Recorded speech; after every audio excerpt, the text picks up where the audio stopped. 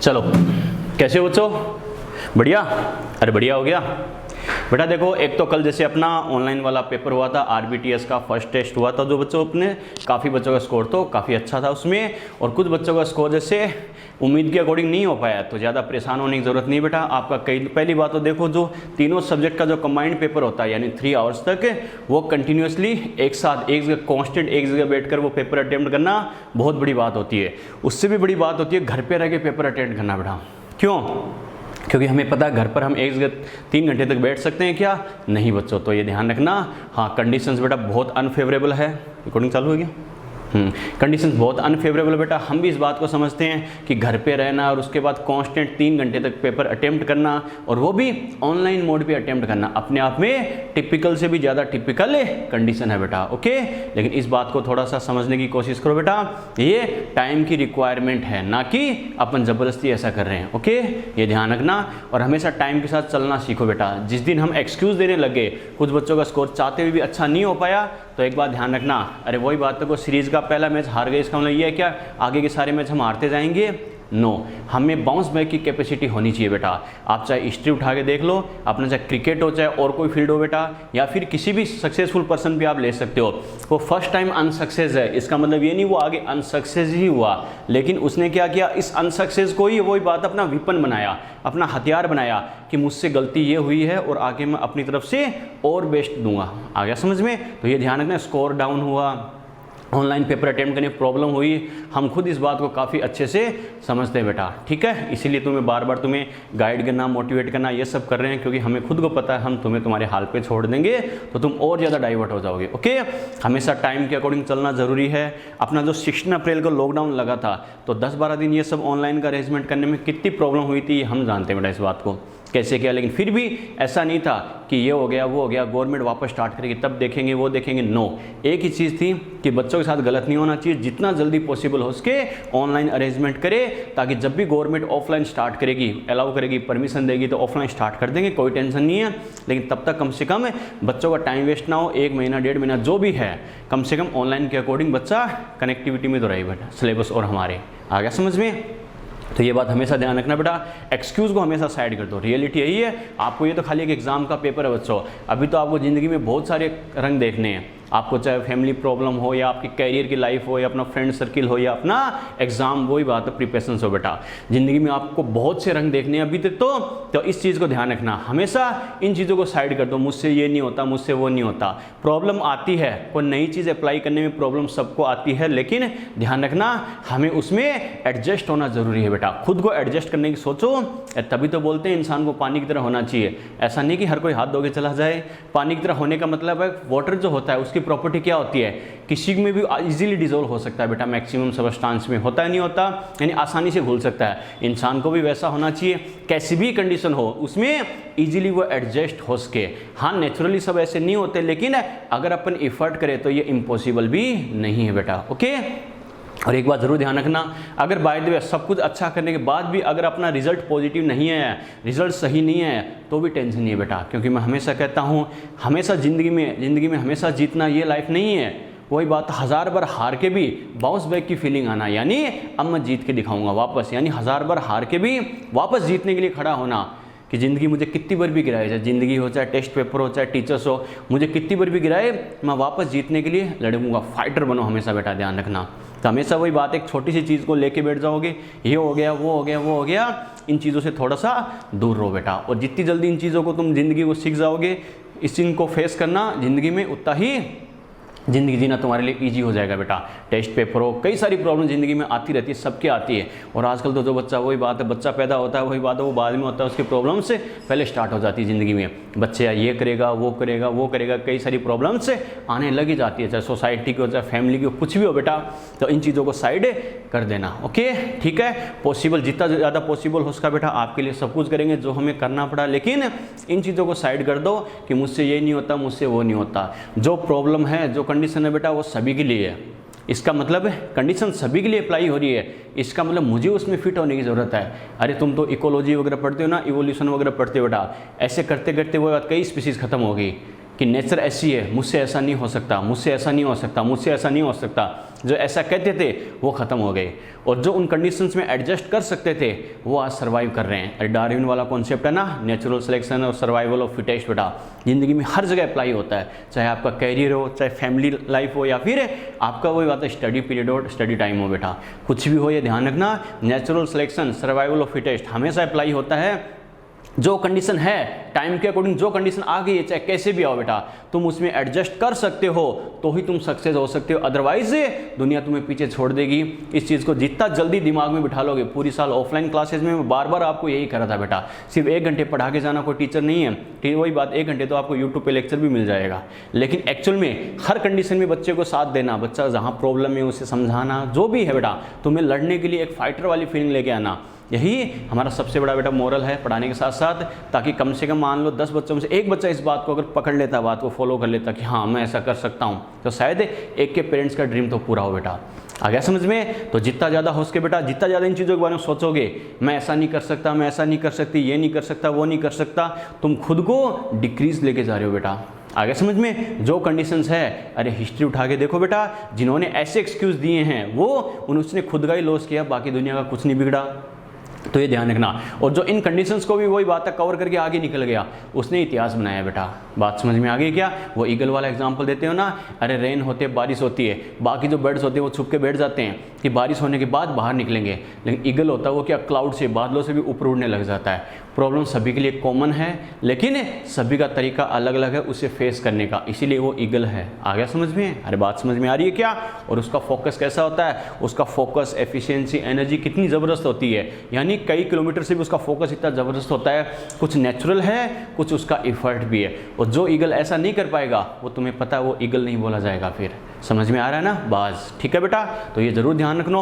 Problem ज़िंदगी में बहुत आएगी बेटा, हर फील्ड में आएगी, लेकिन प्रॉब्लम को प्रॉब्लम मानने लग गए इसका मतलब है वो तुम पे हावी हो रही है। और हमेशा खुद के एक वॉरियर बनाओ बेटा कि जितनी भी बड़ी प्रॉब्लम आए मैं उसको डील कर सकता हूँ, मैं उसे हरा सकता हूँ। आ गया समझ में? चाहे थॉमस एडिसन हो, चाहे ज़िंदगी में कितने तुम एग्जाम्पल देख सकते हो, 1000 टाइम तुम अनसक्सेस होगे, प्रॉब्लम तुम्हें पीछे खींचेगी, लेकिन तुम में इतना पोटेंशियल होना चाहिए उसको बीट करके आगे निकलने का। आ गया समझ में? ठीक है ना? तो जितना ज़्यादा हो सके बेटा आपके लिए ज़रूर करेंगे, एग्जाम वाले दिन तक करेंगे, कोई टेंशन नहीं है बेटा। ठीक है, हम आपके साथ ज़रूर है, लेकिन ध्यान रखना जैसी टाइम की रिक्वायरमेंट है उसके अकॉर्डिंग आपको भी थोड़ा सा चलना पड़ेगा बेटा। आप बिल्कुल ही बैठ जाओगे हमसे ये नहीं होगा तो लॉस आपका ही है, किसी का कुछ नहीं बिगड़ेगा। ठीक है, पेपर अच्छा होना, एक पेपर अच्छा होता है ये नहीं है कि मैं तो सिलेक्ट हो ही गया, एक पेपर खराब होते ये नहीं है कि मेरे बात मेरा तो सिलेक्शन नहीं होगा, ये नहीं होगा, वो नहीं होगा। आपका सिलेक्शन होना ना होना डिपेंड करता है एग्ज़ाम वाले दिन तक। और जब आप paper attempt, last question attempt करते हो मेन एग्जाम के पेपर का, उस टाइम तक आपकी मेंटेबिलिटी, आपकी वही बात, आपकी मतलब फिजिकल कंडीशन, मान लो आपकी बॉडी लैंग्वेज कैसी रहती है उस पर डिपेंड करता है। तो हमेशा खुद को कॉन्फिडेंट रखो बेटा कि जैसा है मैं फेस करूँगा। एक वॉरियर में सब कुछ आ गया, कॉन्फिडेंस भी होता है, विल पावर भी होती है, पॉजिटिविटी भी होती है, एनर्जी भी होती है, सब कुछ होता है। इसलिए मैं हमेशा कहता हूँ एक वॉरियर बनो, ज़िंदगी में कैसी भी कंडीशन आए वो आपको बीट ना कर सके, आपको हरा नहीं सके। आ गया समझ में? आप में ऐसी फीलिंग होनी चाहिए कि हाँ मैं जीत के दिखाऊंगा, I can do and I will. आगे समझ, मैं कर सकता हूँ और मैं करूँगा। बात समझ में आ रही है क्या? ठीक है, ये ज़िंदगी में हमेशा ये दिमाग में सेट कर लो बेटा, कभी भी ये हो गया वो हो गया, इन चीज़ों को सबको साइड कर दो। आ गया समझ में? जैसी कंडीशन वो सभी के लिए अप्लाई है। हाँ, बाकी बच्चे ऑफलाइन वगैरह में करते रहते, ठीक है, किसी की प्रॉब्लम कम होती है, किसी की प्रॉब्लम है ज़्यादा होती है, ये बात हम समझते हैं बेटा, हम बिल्कुल समझते हैं। और अगर हमारे हाथ में होता तो हमें किसी बच्चे को प्रॉब्लम आने ही नहीं देते, चाहे कोई बच्चा हो, लेकिन गवर्नमेंट इस बात को नहीं समझती। आ गया समझ में? और इन चीज़ों को लेके बैठे रहोगे तो तुम्हारा ही लॉस होगा, गवर्नमेंट को कुछ मतलब नहीं है। अरे अभी कितने वही बात है, जिन लोगों की कोई गलती नहीं थी बेटा, वही बात है, उनकी डेड बॉडी शमशान कब्रिस्तान में पड़ी थी और गंगा में तैर रही थी। उनकी गलती थी क्या? गलती गवर्नमेंट की थी, लेकिन फिर भी उन लोगों ने भुगता। ठीक है, और उन कंडीशंस में भी आप जैसे हमारे जैसे सर्वाइव कर गए, वो ज़िंदगी जी रहे हैं। और जो सर्वाइव नहीं कर पाए कंडीशंस के अकॉर्डिंग, उनका काम हो गया। अरे दुनिया रुकती है किसी के बिना? नहीं बच्चों। तो वैसे ही जिन लोगों की डेथ हो गई, उनके खत्म होते दुनिया खत्म हो गई क्या? नो। अगर हमारा सिलेक्शन नहीं होगा तो वही बात है, ये फील्ड खत्म हो जाएगा क्या? नो। मैं पढ़ाना छोड़ दूंगा, ये फील्ड खत्म हो जाएगा मेरा टीचिंग फील्ड? नो बेटा, मेरा खत्म होगा लेकिन दुनिया खत्म नहीं होगी। तो ये ध्यान रखना, हमें इतनी कैपेबिलिटी होनी चाहिए कि हर कंडीशन में हम खुद को सर्वाइव करवा सके। समझ में आ रहा है क्या? यस और नो? ठीक है, तो ये ध्यान रखना, जितना ज़्यादा हो सके अपनी तरफ से फुली कॉन्फिडेंट रहा करो कि जो कंडीशन है उसमें मैं सर्वाइव करूंगा, कोई टेंशन नहीं है। जो कंडीशन सभी के लिए सिमिलर है, यूनिफॉर्म है, तो उसमें मुझे एक्स्ट्रा एक्सक्यूज़ देने की ज़रूरत नहीं है। इसमें लॉस मेरा ही है, किसी का कुछ नहीं बिगड़ेगा। आ गया समझ में? जिस दिन ये फीलिंग तुमने डेवलप कर ली बेटा अपने माइंड में, उस दिन तुम्हें और आगे बढ़ जाओगे ज़िंदगी में बेटा। आपको फ़ायदा ही मिलेगा, चाहे कैरियर हो चाहे खुद की बॉडी लैंग्वेज हो। आप फुली कॉन्फिडेंट फील करोगे, ना कि रोना धोना या डिमोरलाइज फील करना, क्योंकि गवर्नमेंट को या रिजल्ट वाले एग्जामिनर को कुछ नहीं पता बच्चा कैसा है क्या है। उसे एक ही चीज़ पता है कि बच्चे ने पेपर कैसे किया फाइनल मेन एग्जाम का, और वो तब करोगे जब आप फुली कॉन्फिडेंट होगे। फुली कॉन्फिडेंट यानी आपकी प्रिपरेशन से आपकी बॉडी लैंग्वेज सब ज़बरदस्त होगी, वो आप में कॉन्फिडेंस अपने आप डेवलप कर देगी। समझ में आ गया? और इसके लिए ज़रूरी हर चीज़ के लिए पॉजिटिविटी क्रिएट करना। कैसा ही माहौल हो, अगर हर चीज़ में नेगेटिविटी ढूंढने लग गए तो लॉस तुम्हारा ही है बेटा। आ गया समझ में? तो ये चीज़ ज़रूर ध्यान रखना। जितना हमसे हो सके हम बिल्कुल आपकी हेल्प करेंगे बेटा, लेकिन आप भी अपनी तरफ से थोड़ा सा पॉजिटिविटी क्रिएट करो कि हाँ जैसा है मैं उसमें अपना बेस्ट दे सकता हूँ, दे सकती हूँ। एक्सक्यूज ढूंढने लगे तो आपका ही लॉस होगा बेटा, ठीक है? और एक चीज़ और ध्यान रखना, कल जो अपना फर्स्ट पेपर हुआ था, पेपर किसने अटेम्प्ट किया है किसने नहीं किया मुझे सब पता है, लेकिन फिर भी कुछ बच्चे उसको सबमिट नहीं किया जानबूझ के। क्यों सबमिट नहीं किया वो भी मुझे पता है। तो एक चीज़ ज़रूर ध्यान रखना बेटा, अगर नेक्स्ट टाइम जो बच्चा पेपर दे रहा है जिसने रजिस्ट्रेशन करवाया है, अगर उसने टेस्ट नहीं दिया किसी भी वजह से, या उसने सबमिट नहीं किया, मेरे पास सबमिशन नहीं आया, तो वो आगे से आगे के टेस्ट नहीं दे पाएगा। एक बच्चा टेस्ट सीरीज छोड़ देगा, कोई कोचिंग बर्बाद नहीं होगी, ये ध्यान रखना। बाकी चीज़ों को सब साइड कर दो, जितना तुम कर सकते हो। खाली वही बात है, टीचर्स को दिखाने के लिए, दुनिया को दिखाने के लिए मत पढ़ो कि मेरा स्कोर, वही बात है पेपर खराब हो गया, सर क्या सोचेंगे, सर क्या सोचेंगे, वो क्या सोचेंगे। जिस दिन इन चीज़ों से ऊपर उठ जाओगे बेटा, उस दिन सक्सेस की तरफ बढ़ जाओगे, ये ध्यान रखना, ठीक है? अपना काम ईमानदारी से करो। मैं हमेशा कहता हूँ अपने पेरेंट्स के लिए और अपने कैरियर के लिए हमेशा ईमानदार हो बेटा। जिस दिन तुम एक्सक्यूज़ देने लग गए, ये हो गया वो हो गया वो हो गया, इसका मतलब तुम खुद सही नहीं हो बेटा, ये फैक्ट है।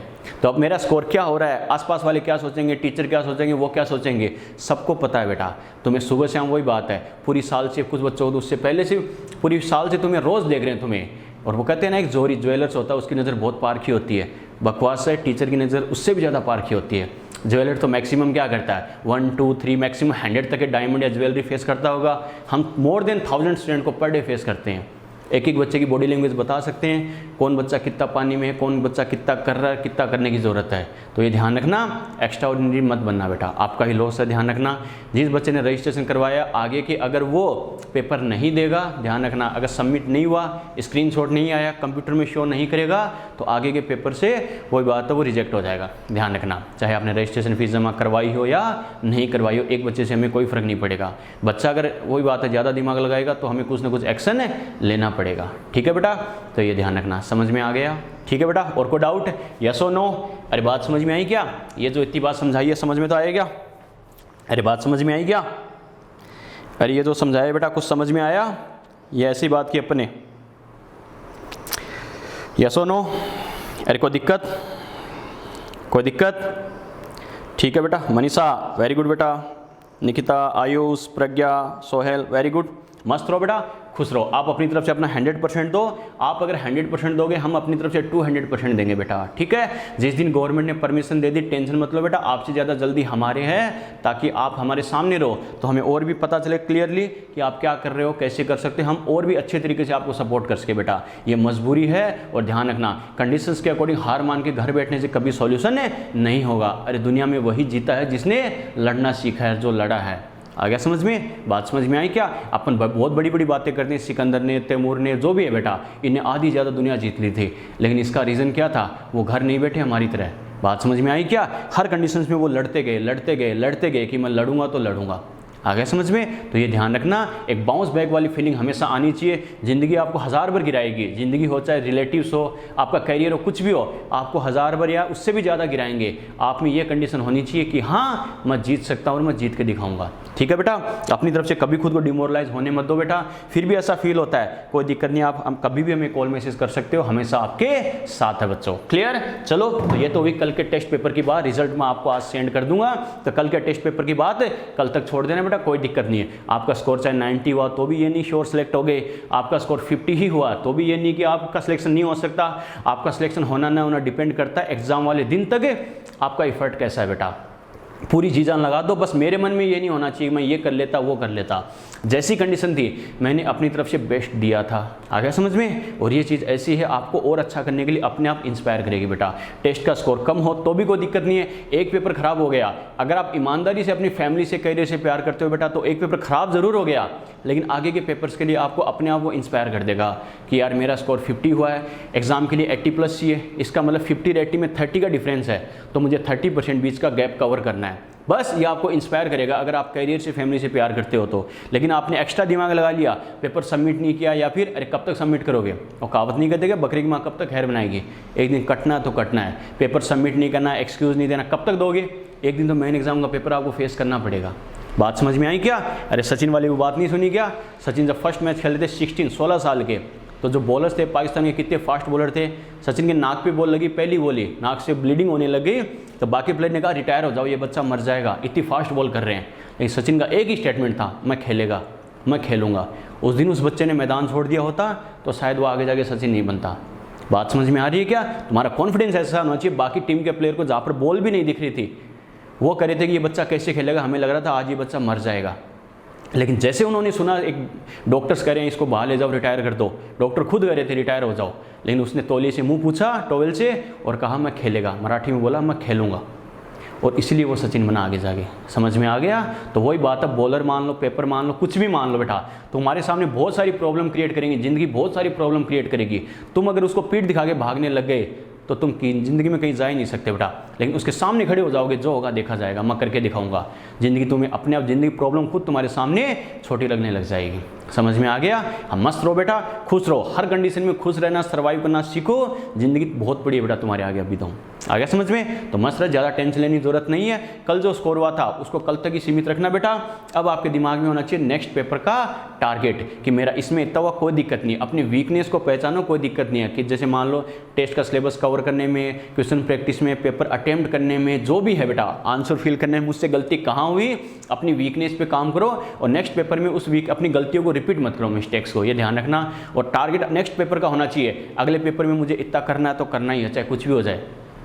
समझ में आ गया क्या? तो इन चीज़ों को साइड कर देना, ये होगा वो होगा, जैसे होगा अच्छा होगा बेटा, मैं अपनी तरफ से अच्छा करूँगा, मुझे अपनी तरफ से कोई कमी नहीं रखने देनी है। लेकिन इस बात को दिमाग में बिठा लेना, जिस बच्चे का नाम रजिस्टर्ड है बेटा टेस्ट सीरीज़ के लिए, अगर उसने टेस्ट छोड़ा या सबमिशन का लास्ट में मैसेज नहीं आया, आगे के टेस्ट पेपर वो अटेम्प्ट नहीं कर पाएगा, ये ध्यान रखना। आ गया समझ में? आपके करियर का लॉस हो जाएगा। इस वजह से थोड़ी रूडनेस दिखाना भी ज़रूरी है, जितना आपको वही बातें छोड़ दी जाती है, ठीक है। और रात को हम बात भी कर रहे थे, अनुशासन भी कर रहे थे, आप ज़्यादा और प्रोटेक्टिव हो गए तो वही बात है, बच्चों का लॉस हो जाएगा। मैंने कहा बच्चों की कंडीशन देख के और प्रोटेक्टिव हैं थोड़े से, कि सोचते हैं ठीक है पढ़ाने में तो हर कोई पढ़ाता है, लेकिन यही पर्पज़ है कि एग्ज़ाम वाले दिन तक आपके साथ खड़े रहे, उसके बाद भी रहेंगे, लेकिन एग्ज़ाम वाले दिन तो हर हाल में खड़े रहेंगे। बात समझ में आ गई क्या? तो मस्त रहो बेटा, नेक्स्ट वाले पेपर्स में ऐसा नहीं होना चाहिए, ध्यान रखना। मस्त रहो। टीचर्स क्या सोचेंगे, टीचर को सबको पता है किसका लेवल क्या है, किसी को दिखाने के लिए काम मत करो, काम करो खुद के इंप्रूवमेंट के लिए। मेरा कंपटीशन खुद से होना चाहिए। किसी के 90 बन गए तो मेरा सिलेक्शन हो जाएगा क्या? नहीं। किसी के 20% बने मेरा सिलेक्शन रुक जाएगा क्या? मेरा सिलेक्शन होगा मेरे खुद के स्कोर से, और उसको मुझे विद टाइम में इंप्रूव करना है। मेरे 40 बने कोई दिक्कत नहीं है, नेक्स्ट में 50 बना के दिखाऊंगा। 50 बने कोई दिक्कत नहीं, नेक्स्ट में 60 बना के दिखाऊंगा। इस टेस्ट में अगर 50 बने तो इतना तो आइडिया लग गया होगा क्या, कि इतना ये मतलब ऐसा कुछ करने पर मैंने क्या किया खुद को पता है बेटा। खुद का जजमेंट खुद से बेटर कोई नहीं कर सकता, ये ध्यान रखना। आप इजीली जज कर सकते हो खुद को कि मैंने 4-5 दिन में कितना हार्डवर्क किया था, पेपर को कैसे अटेम्प्ट किया था, मैंने क्या किया, मैंने किया था। यानी इतना कुछ करने पर मेरा स्कोर 50 है, इसका मतलब 50 को अगर मुझे 60 में कन्वर्ट करना है तो मेरा एफर्ट जो मैंने पीछे किया है, इस टेस्ट के लिए किया था, मेरा एफर्ट उससे 10% ज़्यादा होना चाहिए, तब 50 से 60 बनेगा। अगर इतने स्कोर से 60 बना इतने एफर्ट से, तो मुझे 70 बनाने के लिए 10% ज़्यादा एफर्ट करना पड़ेगा। तो खुद को जज खुद से बेटर कोई नहीं कर सकता बेटा, ये ध्यान रखना। ओके, इजीली खुद का बेटा एनालिसिस करो, कोई दिक्कत नहीं, फ्री माइंड होकर। और टारगेट नेक्स्ट टेस्ट का होना चाहिए, उस टेस्ट में मुझे इतना करना है तो करना है। जो आपका स्कोर हुआ है उससे 10% प्लस लेके चलो। जिंदगी में कुछ बड़ा सोचोगे तो बड़ा करोगे बेटा। जिसकी सोच 5-10 हज़ार कमाने की होती है वो औरों के नीचे नौकरी करता ही रह जाता है, ये बात हमेशा ध्यान रखना। आपके लिए नहीं करा गोपी जी, आप मस्त रहो, आप यही काम करो अपने, ठीक है। चलो बेटा, तो ये ध्यान रखना, जिंदगी हमेशा बड़ा सोचो और बड़ा करो। बड़ा सोचोगे तो बड़ा कर पाओगे बेटा, या कर सकते हो, तुमने बड़ा सोचा ही नहीं है। वो बात है कुएं की, मेंढक की दुनिया कुएं तक होती है कि मुझे इसी कुएं में रहना है, तो इसी में रह सकता है। अरे अंग्रेजों समझते रहो ना, ठीक है। तो ये ध्यान रखना बेटा, खुश रहो, बड़ा सोचो और बड़ा करने के लिए जी जान लगा दो बेटा। जो होगा रिजल्ट के बारे में कभी मत सोचो। जो सक्सेसफुल आज है उनको भी नहीं पता था रिजल्ट सक्सेसफुल हो जाएगा क्या, रिजल्ट पॉजिटिव आएगा क्या, लेकिन एक कॉन्फिडेंस था कि ऐसा करके दिखाएंगे, जो होगा देखा जाएगा, और रिजल्ट पॉजिटिव आते ही हिस्ट्री क्रिएट हो गई। आपका भी यही होगा बेटा, अपनी तरफ से जी जान लगा दोगे, नेगेटिविटी सोचो ही मत, पीछे क्या होगा सोचो ही मत, बस अपनी तरफ से 100% वही बात है सक्सेस के लिए सोचो और अपनी जी जान लगा दो, खुद को डिस्ट्रॉय कर दो सक्सेस के लिए। ये होगा वो होगा, सब चीज़ साइड करके मुझे सक्सेस होना है तो होना है। आ गया समझ में? सक्सेस सेक्रीफाइस ही मांगती है बेटा। सबसे बड़ा सेक्रीफाइस होता है खुद के इमोशंस का, एक्सक्यूजेस का। ये होगा वो होगा, मुझे ये चाहिए, मुझे वो चाहिए, मुझसे ये नहीं होगा, मुझसे वो नहीं होगा। जिस दिन इन चीज़ों का सेक्रीफाइस कर दिया उस दिन सक्सेस की तरफ आगे बढ़ने लग जाओगे बेटा। समझ में आ गया? तो मस्त रहना, खुश रहना, छोटी छोटी चीज़ों का ध्यान रखना बेटा, कैसे करना क्या करना। बाकी नेक्स्ट पेपर में कोई दिक्कत नहीं है, पीछे जो हुआ है उन गलतियों को रिपीट ना करके नेक्स्ट टेस्ट में मस्त होके और अच्छे से करना बेटा। All the best. टेस्ट का रिजल्ट अभी आपको सेंड कर दूंगा, कोई दिक्कत नहीं है। आ गया समझ में? सचिन भी डोमेस्टिक मैचों में कई बार 0 पे आउट हुए हैं, लेकिन इंटरनेशनल मैचों में उनकी प्रैक्टिस, उनका एफर्ट इतना ज़बरदस्त होता था कि दुनिया याद रखती थी। ये तुम्हारे डोमेस्टिक मैच है, अभी तक जो गलती कर रहे हो, घरेलू मैच है, अभी तक गलती कर रहे हो वो कवर हो सकती है, बस ये गलती मुझसे मेन एग्जाम के पेपर में नहीं होनी चाहिए। और वो तब होगा जब ईमानदारी से आप अपनी गलतियों को आइडेंटिफाई करोगे, नोटिस करोगे, हाँ मेरी गलती यहाँ हुई है। अपनी मिस्टेक पे काम करो बेटा, तभी खुद को इंप्रूव कर पाओगे, वरना नहीं कर पाओगे बेटा। समझ में आ गया? बेटर करना है तो बेटर रिजल्ट के लिए बेटर सोचना पड़ेगा, बेटर एफर्ट करना पड़ेगा, ठीक है। तो मस्त रहो और खुश रहो बेटा। बात समझ में आ गई? यस और नो? चलो बेटा अब बात करते हैं बच्चों, देखो अपनी फिजिकल केमिस्ट्री। हाँ नहीं चलने दो, कोई बात नहीं बेटा। देखो अब बात करते हैं अपनी फिजिकल केमिस्ट्री का नया चैप्टर स्टार्ट करते हैं बेटा, सरफेस केमिस्ट्री। चलो बेटा सरफेस केमिस्ट्री की बात करते हैं। सरफेस केमिस्ट्री, सरफेस केमिस्ट्री इसको हिंदी में कहते हैं बेटा पृष्ठीय रसायन।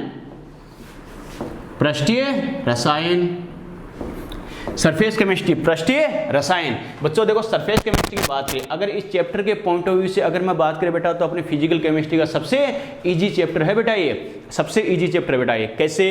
इसके अकॉर्डिंग बात करें तो पूरा थ्योरी टाइप से बेटा, पूरा थ्योरी टाइप से मतलब बायोलॉजी टाइप से बेटा, कोई दिक्कत नहीं है इसमें। क्या अब पूरा बायो टाइप से अगर एक एक लाइन थ्योरी की लिखाने लग गए तो कोई आपके 2-3 वीक खराब हो जाएंगे। और इस टाइम के अकॉर्डिंग टाइम सबसे इंपॉर्टेंट है बेटा, ओके। तो जब भी हम पढ़ाते हैं तो बच्चों को क्या प्रिंटेड नोट्स देके उसे एक्सप्लेन करते हैं। जैसे बायो की एनसीईआरटी से सीधे लाइन टू लाइन उठा के क्वेश्चन आएंगे, वैसे ही जो आपको मैंने आपको वो पीडीएफ फाइल सेंड की है, सीधे लाइन टू लाइन उठा के क्वेश्चन बनेंगे बेटा, ओके। तो आपको करना क्या है, थ्योरी में टाइम पास करने के बजाय थ्योरी सारी उसमें इंक्लूड है। वो क्लास के नोट्स से मेरे तैयार करवाए हुए थे इम्पल्स से, सीधे वो लास्ट मेरी जो कोचिंग थी सीधे उसे उठा के आएंगे बेटा as it is, line to line, okay. तो आपको करना क्या है, वो जो मैं आपको एक्सप्लेन पूरा करूँगा ये ध्यान रखना है, ऐसा भी नहीं हमें रटना है, एक्सप्लेन करूँगा हर एक चीज़, बस उसको क्या करना, सर ने आज ये पढ़ाया उसको उसमें रीडिंग लगा लेनी है। अब मोबाइल में रीडिंग नहीं लगा पाओ तो बच्चा किसी कोचिंग के आसपास है तो वो कोई दिक्कत नहीं, कोचिंग आकर प्रिंट लेके जा सकता है, पेपर प्रिंट लेके जा सकता है क्वेश्चन बैंक का और थ्योरी का।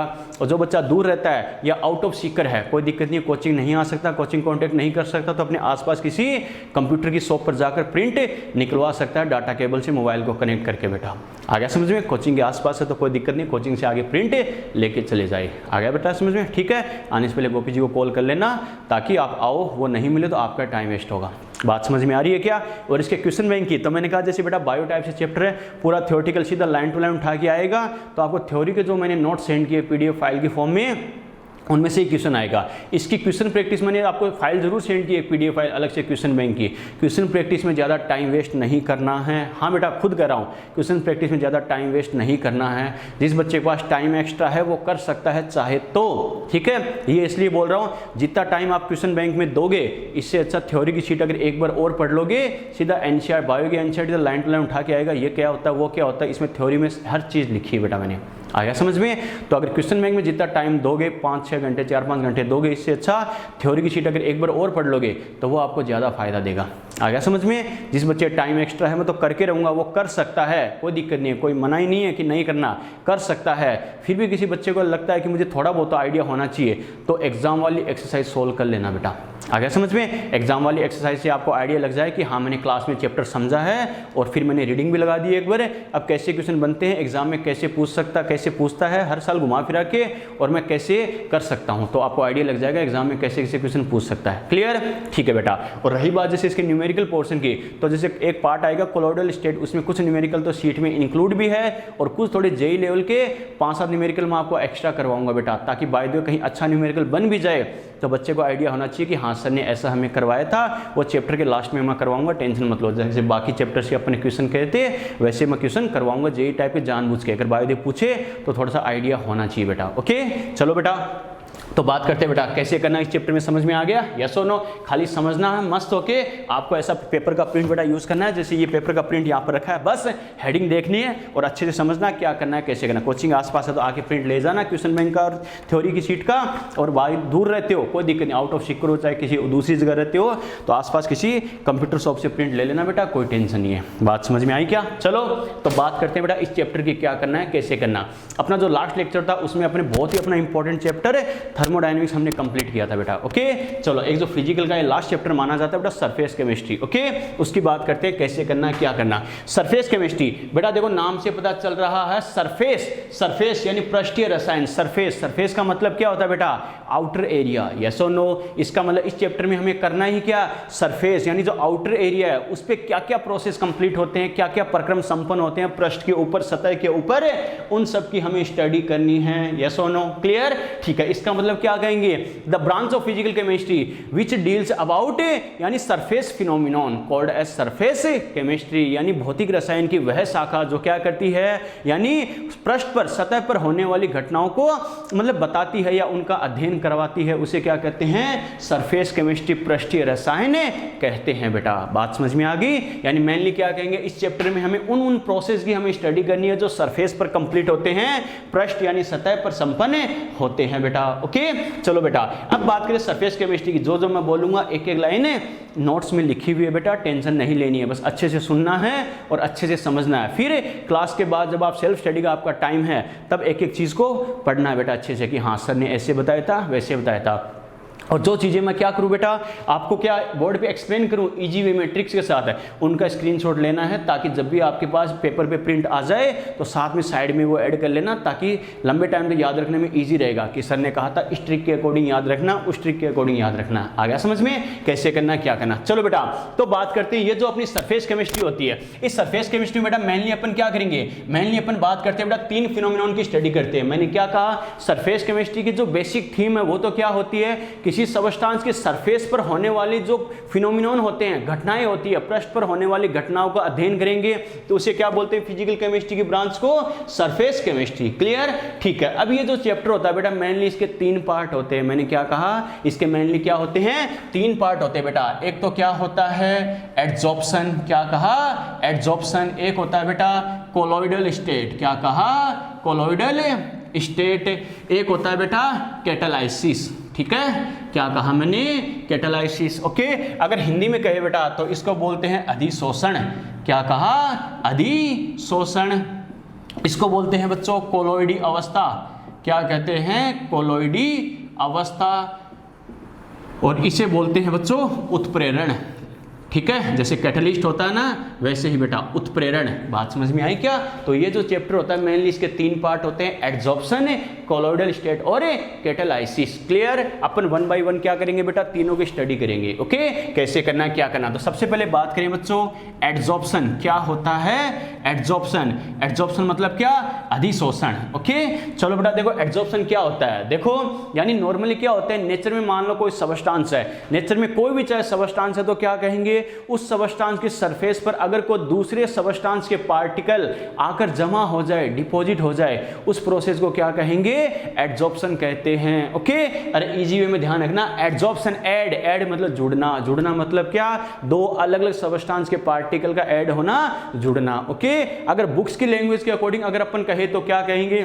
The retaining of a particle of substance on the surface of other substance is called as adsorption. मैंने क्या कहा, यानी एक पदार्थ की सतह पर किसी अन्य पदार्थ के कणों का जमा होना अधिशोषण कहलाता है। ओके, इजी वे में ध्यान रखना क्या कि कोई भी सबस्टांस चाहे हो, उसके सरफेस पर किसी दूसरे सबस्टांस के पार्टिकल अगर डिपॉजिट हो रहे हैं, जमा हो रहे हैं, इस प्रोसेस को ही क्या बोलते हैं, एडजॉर्प्शन बोला जाता है, अधिशोषण बोला जाता है। ओके, इसका सबसे बेस्ट एग्जांपल है बेटा, जैसे मान लो ये बोर्ड है, ओके, बोर्ड है, वॉल है, कुछ भी है। ओके, इस बोर्ड पर मैं क्या करूंगा बेटा, कुछ डस्ट पार्टिकल है, मैंने क्या कहा, दो सबस्टांस का ऐड होना, कोई भी दो सबस्टांस हो, चाहे वो सॉलिड फॉर्म में हो, लिक्विड फॉर्म में हो, चाहे गैसेस फॉर्म में हो। ओके, मैंने क्या किया, जैसे ये बोर्ड है बच्चों, इस बोर्ड को मैं क्या करूंगा, कुछ डस्ट पार्टिकल मैंने लिए और इस बोर्ड पर मैंने फेंक दिए, तो क्या होगा, वो डस्ट पार्टिकल क्या, सब बच्चा कह सर फेंके तो नहीं, यहाँ है नहीं बेटा, वरना बताते बेटा, डिटेल से बताते। तो मैंने क्या कहा, कुछ डस्ट पार्टिकल हम ले रहे हैं, उस डस्ट पार्टिकल को ऐसे अगर हम फेंकेंगे तो हमें पता है वो डस्ट पार्टिकल क्या होगा, अरे ये जो बोर्ड है बेटा, इसकी सरफेस पर ऐसे चिपकेंगे नहीं चिपकेंगे, यस और नो, तो क्या कहेंगे, ये जैसे डस्ट पार्टिकल थे, ये इस बोर्ड की सरफेस से चिपक गए, ऐड हो गए, इसी प्रोसेस को अपन क्या कह सकते हैं, एडजॉर्प्शन या अधिशोषण कह सकते हैं। बात समझ में आ गई, यानी क्या कहेंगे, ये जो डस्ट पार्टिकल, मैंने क्या कहा, एक सबस्टांस, एक पदार्थ की सरफेस पर, सतह पर किसी अदर सबस्टांस के पार्टिकल का डिपॉजिट होना, जमा होना, रिटेनिंग, धारण करना, उन्हें क्या कहते हैं, अधिशोषण कहा जाता है, एडजॉर्प्शन बोला जाता है। बात समझ में आ गई क्या? ओके, अब बच्चे के दिमाग में है सर हर चीज का कोई ना कोई साइंटिफिकल रीजन जरूर होता है, बिल्कुल बेटा, इसका भी होता है। मैंने क्या कहा, बच्चे के दिमाग में आना चाहिए कि सर आपने कहा कि एक सबस्टांस की सरफेस पर किसी अदर सबस्टांस के पार्टिकल जमा हो जाएंगे, चिपक जाएंगे, इसको बोलते हैं अपन एडजॉर्प्शन। तो सर ऐसी क्या प्रॉब्लम है कि एक सबस्टांस की सरफेस पर क्या अदर सबस्टांस के पार्टिकल डिपॉजिट हो जाएंगे, जमा हो जाएंगे, कोई ना कोई साइंटिफिकल रीजन, वैज्ञानिक कारण तो होना चाहिए ना। बिल्कुल बेटा, हर चीज का कोई ना कोई रीजन जरूर होता है। ओके, कैसे होता है बेटा, क्या होता है समझना। इसका जो सबसे मेन रीजन होता है, this process occur due to unbalanced क्या फोर्सेज। मैंने क्या कहा, ये जो प्रक्रम होता है अधिशोषण का, किसकी वजह से होता है, असंतुलित बलों के कारण होता है बेटा। किसके कारण होता है, असंतुलित बलों के कारण। ओके, बच्चा कहेगा सर कैसे, तो बेटा देखो समझना, नॉर्मली मान लो ये कोई सबस्टांस है बेटा, ये मान लो कोई भी सबस्टांस है, कोई भी सबस्टांस हो सकता है। ओके, ठीक है। अब बेटा देखो क्या होगा, हमें पता है नॉर्मली सबस्टांस के अंदर कई सारे पार्टिकल्स प्रेजेंट होते हैं या नहीं होते, होते हैं बेटा। ये जो सबस्टांस है इसके अंदर भी क्या कई सारे पार्टिकल्स है और इन कई सारे पार्टिकल्स की कई सारी लेयर्स प्रेजेंट है। बात समझ में आई क्या, कई सारे पार्टिकल है, कई सारे पार्टिकल्स की मान लो लेयर की फॉर्म में प्रेजेंट है। ओके, क्योंकि इस सबस्टांस के अंदर एक ही पार्टिकल हो जरूरी है क्या, नहीं। हर सबस्टांस क्या होता है, प्रत्येक पदार्थ क्या होता है, कई सारे माइक्रो पार्टिकल सूक्ष्म कणों से मिलकर बना होता है। ओके, ठीक है बेटा, अब समझना इस बात को। तो नॉर्मली क्या होगा, देखो बेटा, जो सरफेस के नीचे वाले, सरफेस मतलब आउटर एरिया की बात कर रहा हूं, जो सरफेस के नीचे वाले पार्टिकल होते हैं, जैसे मान लो इस पार्टिकल की मैं बात करूं, तो सरफेस के नीचे वाले पार्टिकल है, ये तो क्या है, अरे देखो इसके चारों तरफ क्या होगा, जैसे अपन कूलॉम फोर्स की बात करते हैं या नेचर में अपन क्या कहते हैं, दो पार्टिकल होते हैं, उनके बीच में कुछ ना कुछ अट्रैक्शन फोर्स जरूर अप्लाई होगा बेटा। ओके, चलो कम हो चाहे ज्यादा हो उसकी नेचर पे डिपेंड करेगा। तो जैसे मान लो इस पार्टिकल की बात करूं तो क्या होगा, अरे इनके बीच में अट्रैक्शन फोर्स लगेगा नहीं लगेगा, इन पार्टिकल, अरे सॉलिड तभी तो सॉलिड होता है, जनरली हम क्या सॉलिड सबस्टांस की बात कर रहे हैं। सॉलिड इसीलिए तो हार्ड फॉर्म में होता है, कठोर रूप में होता है, क्यों, क्योंकि उसके पार्टिकल क्या स्ट्रांगली बाउंडेड फॉर्म में होते हैं। एक एक चीज हमने पढ़ी है बच्चों, ध्यान है ना। ओके, तो यहां से क्या कहेंगे, ये मान लो मैंने एक पार्टिकल मान लिया, इसके जो अपर साइड में था, ऊपर की साइड में था, वो पार्टिकल क्या होगा, अट्रैक्शन फोर्स इधर लगेगा, ये पार्टिकल क्या होगा, इधर भी अट्रैक्शन फोर्स लगेगा, राइट साइड में अट्रैक्शन फोर्स लगेगा और लेफ्ट साइड में भी अट्रैक्शन फोर्स लगेगा। मैंने क्या कहा, बात समझ में आई बेटा। ओके, इसका मतलब कहने का मतलब क्या, ये जो एक पार्टिकल मैंने फिक्स किया था, इस पर हर साइड में इक्वल फोर्स लगेगा नहीं लगेगा, लगेगा, क्यों, क्योंकि हमें पता है इसके चारों तरफ क्या इक्वल पार्टिकल प्रेजेंट है, अपर साइड में, लोअर साइड में, राइट साइड में, लेफ्ट साइड में, फ्रंट साइड में, बैक साइड में। यस और नो, क्लियर। ये तो क्या डेप्थ वाले पार्टिकल की बात कर रहा हूं, गहराई की बात कर रहा हूं, सरफेस वाले पार्टिकल की बात नहीं कर रहा हूं। अब बात करते हैं बेटा, अब आते हैं सरफेस पर। सरफेस पर आते हैं तो क्या होगा, ये जैसे मान लो सरफेस पार्टिकल मैं फिक्स कर दूं, अब हमें पता इस पार्टिकल पर इस साइड में फोर्स लगेगा नहीं लगेगा, लगेगा, इस साइड में फोर्स लगेगा नहीं लगेगा, लगेगा, लगेगा, इस साइड में फोर्स लगेगा या नहीं लगेगा, लगेगा। देखो बेटा जो डेप्थ वाला पार्टिकल था इस पर तो हर साइड में इक्वल फोर्स अप्लाई होगा, क्योंकि इस पर हर साइड में पार्टिकल प्रेजेंट है, upper lower left right front back side, yes और नो। और फिजिक्स का रूल क्या है, अगर अपोजिट साइड में इक्वल फोर्स लग रहा है तो नेट फोर्स क्या होता है, जीरो होता है, यानी फोर्स बैलेंस है, यस और नो। इसका मतलब डेप्थ वाले पार्टिकल पर लगने वाला फोर्स तो क्या होता है, एक दूसरे को कैंसिल आउट करके फोर्स बैलेंस होता है। लेकिन सरफेस वाले की अगर मैं बात करूं बच्चों, देखो ये वाला फोर्स इस फोर्स को क्या करेगा, कैंसिल आउट कर देगा, बैलेंस कर देगा। लेकिन इस साइड में जो फोर्स लग रहा है ये बताओ, इसको बैलेंस करने के लिए इस साइड कोई पार्टिकल है क्या, नहीं। इसका मतलब क्या, सरफेस वाले पार्टिकल, मैंने एक पार्टिकल माना है, ऐसे हर पार्टिकल पर यही कॉन्सेप्ट अप्लाई होगा। क्लियर। तो कहने का मतलब क्या, ये जो सरफेस वाला पार्टिकल है इस पर अनबैलेंस फोर्स है, यानी असंतुलित बल है, असंतुलित बल है, यानी नेट फोर्स जीरो नहीं है। और इसको बैलेंस करने के लिए, इसको संतुलित करने के लिए इसके कांटेक्ट में जो भी मान लो कोई दूसरे पार्टिकल प्रेजेंट है बेटा, कोई से भी दूसरे पार्टिकल हो सकते हैं, चाहे सॉलिड हो, लिक्विड हो, गैसेज हो, कोई सा भी हो, जो दूसरा कोई भी पार्टिकल अगर इस सरफेस के कांटेक्ट में आता है, जैसे मैग्नेट वाला केस है बेटा, अरे मैग्नेट क्या करेगा, अपोजिट पोल वाले मैग्नेट को अपनी तरफ अट्रैक्ट करेगा, नहीं करेगा, करेगा। वैसे ही क्या होगा, जैसे ही सरफेस के कांटेक्ट में कोई अदर पार्टिकल आता है तो इन इनबैलेंसेस फोर्सेज की वजह से, असंतुलित बलों के कारण क्या होता है, इन पार्टिकल पर एक अट्रैक्शन फोर्स फील होगा, यस और नो। अरे अट्रैक्शन फोर्स फील होगा और वो पार्टिकल क्या होंगे, इसके सरफेस पर आकर ऐड हो जाएंगे बेटा, यस और नो। इसके सरफेस पर आकर ऐड हो जाएंगे, इसको बोला जाता है एड्सॉर्प्शन। समझ में आ गया। तो इसका सबसे ज्यादा पूछा जाने वाला क्वेश्चन क्या, ये जो एड्सॉर्प्शन होता है, अधिशोषण होता है, इसका रीजन क्या है, ड्यू टू इनबैलेंसेस फोर्सेज। मैंने क्या कहा, असंतुलित बलों के कारण। लेकिन समझना जरूरी है ये क्यों हुआ, कैसे हुआ बेटा, समझ में आ गया, क्लियर। अरे को डाउट यहाँ तक, जो भी डाउट हो बेटा मुझे मैसेज करते रहना, सर ये कैसे होता, वो कैसे होता, क्लियर। चलो बेटा, तो ये तो अपने बात की, ये एड्सॉर्प्शन का मतलब क्या होता है, ये होता क्यों है, ओके ठीक है बेटा। अब क्या होगा, इसमें दो वर्ड बार बार बेटा यूज होंगे। मैंने क्या कहा, एक बोला जाएगा क्या, एड्सॉर्बेंट, एक बोला जाएगा एड्सॉर्बेट। मैंने क्या कहा, एड्सॉर्बेंट और एड्सॉर्बेट। बच्चा कहेगा सर ये क्या होता है, तो समझना बेटा इस बात को, ये जो सबस्टांस है, ये जो सबस्टांस है इसको मैं बोलूंगा क्या, एड्सॉर्बेंट। क्या बोलूंगा, एड्सॉर्बेंट, ओके। और ये जो मैंने क्या कहा, जिसकी सरफेस पर ये प्रोसेस होता है, मैंने क्या कहा, जिस सबस्टांस की सरफेस पर ये प्रोसेस होगा उसको बोला जाता है एड्सॉर्बेंट। एड्सॉर्बेंट इसको हिंदी में कहते हैं बेटा अधिशोषक। क्या कहते हैं, अधिशोषक। बात समझ में आ गई, क्लियर, ठीक है। और जो पार्टिकल सरफेस पर डिपॉजिट होते हैं इसको बोला जाता है बेटा एड्सॉर्बेट। बात समझ में आई क्या, एड्सॉर्बेंट और एड्सॉर्बेट थोड़ा सा डिफरेंस है, ध्यान रखना। इसको हिंदी में कहते हैं बच्चों अधिशोष्य।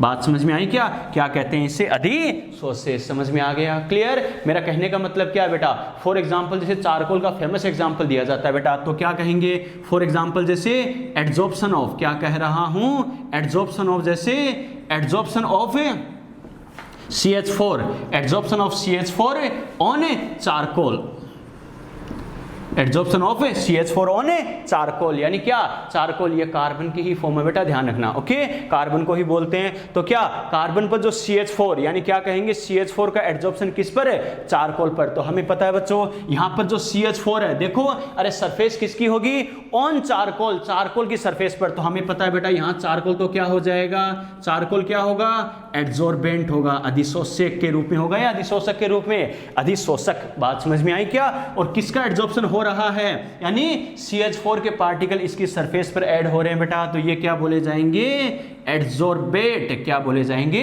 एड्सॉर्बेट, यानी अधिशोष्य। बात समझ में आ गई, यस और नो, क्लियर। और यहां तक कोई डाउट है। और एक बेटा फेमस वर्ड यूज किया जाता है ओक्यूलेशन, अधिधारण। मैंने क्या कहा, ओक्यूलेशन है अधिधारण। अगर मेटल की सरफेस पर कोई गैस डिपॉजिट होती है तो उसके लिए स्पेशल वर्ड यूज किया जाता है ओक्यूलेशन अधिधारण। बात समझ में आई क्या, यानी क्या करेंगे, गैस ऑन मेटल सरफेस। मैंने क्या कहा, gas on metal surface, metal की सरफेस पर क्या, अगर गैस का डिपोजिशन होता है या एड्सॉर्प्शन होता है तो इसे क्या बोलते हैं, इसके लिए वर्ड यूज करेंगे बेटा ओक्यूलेशन, यानी अधिधारण। समझ में आ गया, क्लियर, यस और नो, बात समझ में आई क्या? चलो बेटा देखो, अब इसके लिए एक वर्ड और यूज होता है बेटा, क्या? ये तो मैंने बोला है एड्जॉर्प्शन का। एड्जॉर्प्शन का मैंने क्या कहा? एक सबस्टांस की सरफेस पर किसी अदर सबस्टांस के पार्टिकल का ऐड होना, जुड़ना, एड्जॉर्प्शन। इसका मैं अपोजिट कर दूं बच्चों, क्या? इसका मैं अपोजिट क्या कर दूं? उन पार्टिकल को सरफेस से रिमूव कर दूं वापस। अरे सीधी सी बात है, जैसे मैंने कहा था ये कुछ डस्ट पार्टिकल जैसे मैंने लिए थे, इन डस्ट पार्टिकल को मैंने इस बोर्ड की सरफेस से ऐड कर दिया, चिपका दिया, ये तो एड्जॉर्प्शन हो गया। इनको वापस मैं रिमूव कर दूं तो इसको क्या बोलेंगे? डिजॉर्प्शन। मैंने क्या कहा? डिजॉर्प्शन यानी विशोषण। बात समझ में आई क्या? क्या बोला बेटा मैंने? डिजॉर्प्शन। डिजॉर्प्शन, डिजॉर्प्शन यानी हिंदी में इसे क्या कहते हैं? विशोषण। और विशोषण क्या होगा बेटा? यानी अपोजिट ऑफ। मैंने क्या कहा? अपोजिट ऑफ है, अपोजिट ऑफ एड्जॉर्प्शन। यानी एड्जॉर्प्शन का क्या होगा? अपोजिट होगा बेटा, अधिशोषण का विपरीत। क्या कहा? एड्जॉर्प्शन में तो क्या होता है? पार्टिकल का सरफेस पर ऐड होना, चिपकना, जुड़ना, क्लियर। और डिजॉर्प्शन किसको बोलेंगे? पार्टिकल का सरफेस से वापस रिमूव हो जाना, इस प्रोसेस को क्या बोलेंगे? डिजॉर्प्शन बोलेंगे, विशोषण बोला जाता है। समझ में आ गया? क्लियर। और यहां तक को डाउट है तो बोलो फटाफट, यहां तक को डाउट है तो बोलो फटाफट, बोलो फटाफट, फटाफट, जल्दी बोलो बेटा। आगे बढ़ते हैं, फिर इसका स्क्रीनशॉट ले लो बेटा। जब आपके पास पेपर पे प्रिंट आ जाए तो छोटी मोटी चीजें साइड में ऐड कर लेना, इजी वे में समझने के लिए।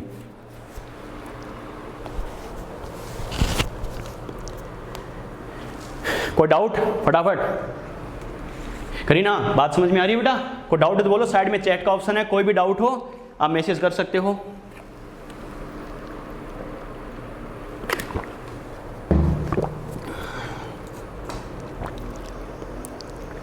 चलो बेटा, यहां तक बात समझ में आ गई? ठीक है, चलो आगे बढ़ते हैं बेटा जिंदगी में। चलो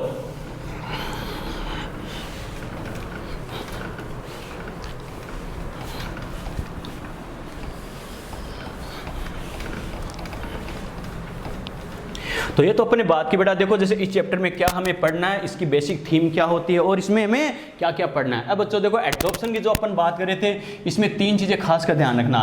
2-3 साल पहले नीट में पूछा हुआ भी है कि एड्जॉर्प्शन के लिए क्या करेक्ट है, क्या इनकरेक्ट है। 3 चीजें पूछेगा बेटा। क्या 3 चीजें क्या होगी? एक तो पूछेगा डेल जी मैंने क्या कहा? एक तो पूछेगा बेटा डेल जी के बारे में, एक क्या पूछेगा? एक पूछेगा बेटा डेल एच के बारे में, एक पूछेगा डेल एस के बारे में। यानी तीनों क्या होगी? यानी एड्जॉर्प्शन के लिए कौन सा स्टेटमेंट करेक्ट है, यानी ये पॉजिटिव होगा, नेगेटिव होगा, ये पॉजिटिव, नेगेटिव या जीरो क्या होगा बेटा। तो इस बात को समझना अच्छे से। नॉर्मली क्या होगा? डेल जी की बात करें तो एड्जॉर्प्शन के लिए क्या होगा? जीरो। डेल एच भी क्या होता है? जीरो या नेगेटिव?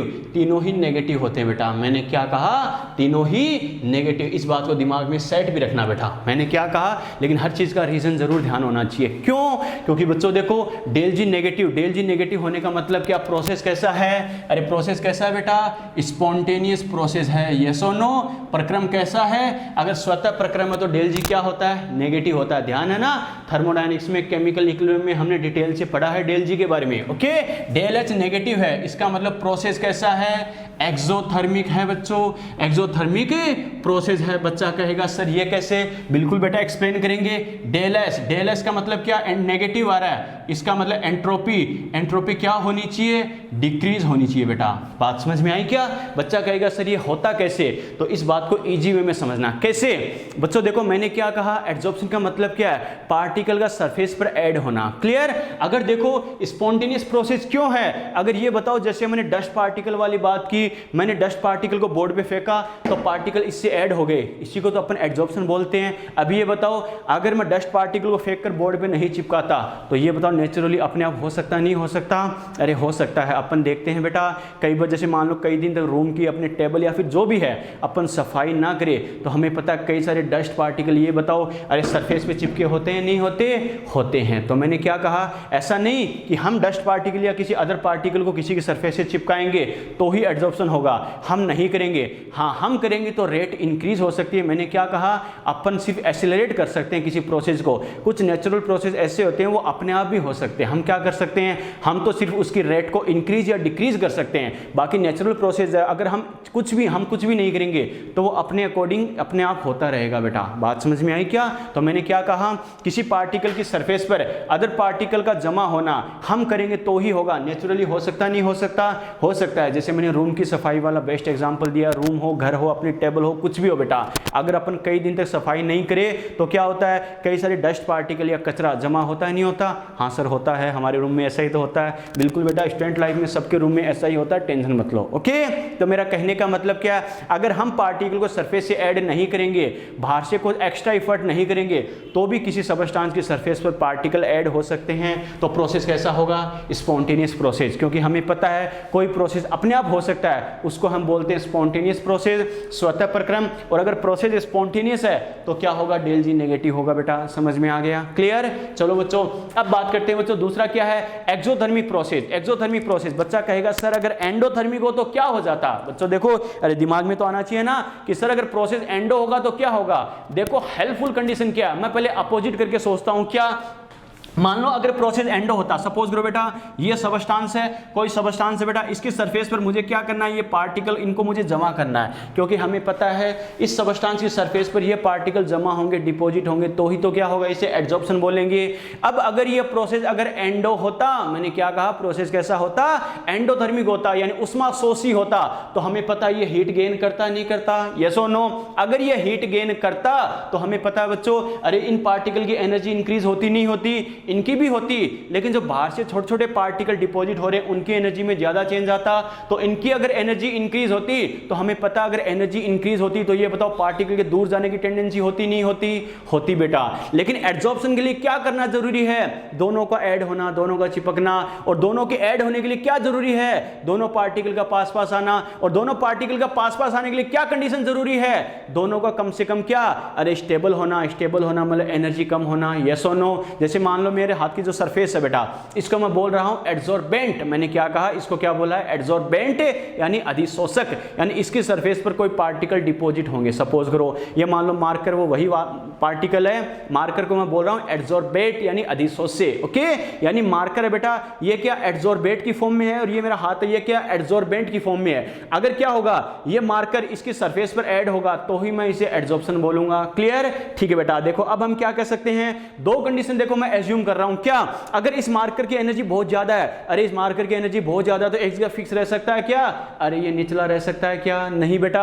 अगर इसकी एनर्जी बहुत ज्यादा है तो क्या होगा, इस सरफेस के कांटेक्ट में रह सकता है क्या, नहीं, इस पर जमा नहीं हो सकता। लेकिन अगर इस मार्कर की एनर्जी कम है, जैसे आप रहते हो ढीले से लटके हुए बेटा, वैसे क्या, अगर इसकी एनर्जी कम है तो हमें पता है अगर एनर्जी कम होगी तो इसकी सरफेस के कांटेक्ट में रहने के चांसेस ज्यादा होंगे या नहीं होंगे, और सरफेस के कांटेक्ट में रहने के चांसेस ज्यादा होंगे तभी तो इसकी सरफेस पर फिक्स रह सकता है, ऐड हो सकता है, यानी एड्सॉर्प्शन हो सकता है। यस और नो? बात समझ में आई? इसका मतलब मैं क्या कह सकता हूं, अगर प्रोसेस एंडोथर्मिक होगा, प्रक्रम उष्माशोषी होगा, तो बाहर से ये हीट गेन करेगा, और अगर बाहर से ये हीट गेन करेगा, उष्मा अवशोषित करेगा, तो इनकी एनर्जी इंक्रीज होगी। अगर एनर्जी इंक्रीज होगी तो हमें पता पार्टिकल की एनर्जी इंक्रीज होगी, तो एनर्जी ज्यादा होने पर क्या होगा, अरे उनमें मूवमेंट, रैंडमली मूवमेंट होगी नहीं होगी, एनर्जी ज्यादा होगी, तो इसका पार्टिकल में एनर्जी ज्यादा, तो एक दूसरे के कांटेक्ट में रहने के चांसेस कम से कम, यानी एड्सॉर्प्शन कम होगा। समझ में आ गया? और अगर प्रोसेस अगर एक्सोथर्मिक हो तो एक्सोथर्मिक में क्या होता है, हीट का लॉस होना, एनर्जी लॉस होना। और अगर हीट का लॉस होगा तो हमें पता है बेटा पार्टिकल एक जगह फिक्स पोजीशन पर रहने के चांसेस ज्यादा है या नहीं है बच्चों। इसका मतलब क्या, एड्सॉर्प्शन के चांसेस ज्यादा होंगे। इसका मतलब एड्सॉर्प्शन के लिए क्या होना चाहिए, प्रोसेस क्या होना चाहिए, एक्सोथर्मिक होना चाहिए। एक्सोथर्मिक होना चाहिए तो एक्सोथर्मिक के लिए डेल एच क्या होता है, नेगेटिव होता है बेटा। समझ में आ गया? यस और नो? क्लियर? ठीक है बेटा। अब बात करते हैं थर्ड प्रोसेस की। क्या, डेल एस। डेल एस क्या होता है, ये तो ध्यान है ना, थर्मोडायनेमिक्स लास्ट लेक्चर में ही अपने कंप्लीट किया बेटा, ध्यान है ना संडे को। तो क्या कहा, डेल एस। एस क्या होता है, एंट्रोपी, यानी यादृच्छिकता, पार्टिकल की मूवमेंट करने की टेंडेंसी। डेल एस क्या है, चेंज इन एंट्रोपी, यानी इंक्रीज हो रहा है या डिक्रीज हो रहा है। क्लियर? अगर एंट्रोपी पॉजिटिव पॉजिटिव होती बेटा, सपोज करो मैंने क्या कहा, अपोजिट करके देखो ऐसा होता तो क्या होता, अपने आप पता चल जाएगा वास्तव में ऐसा क्यों हो रहा है, समझना।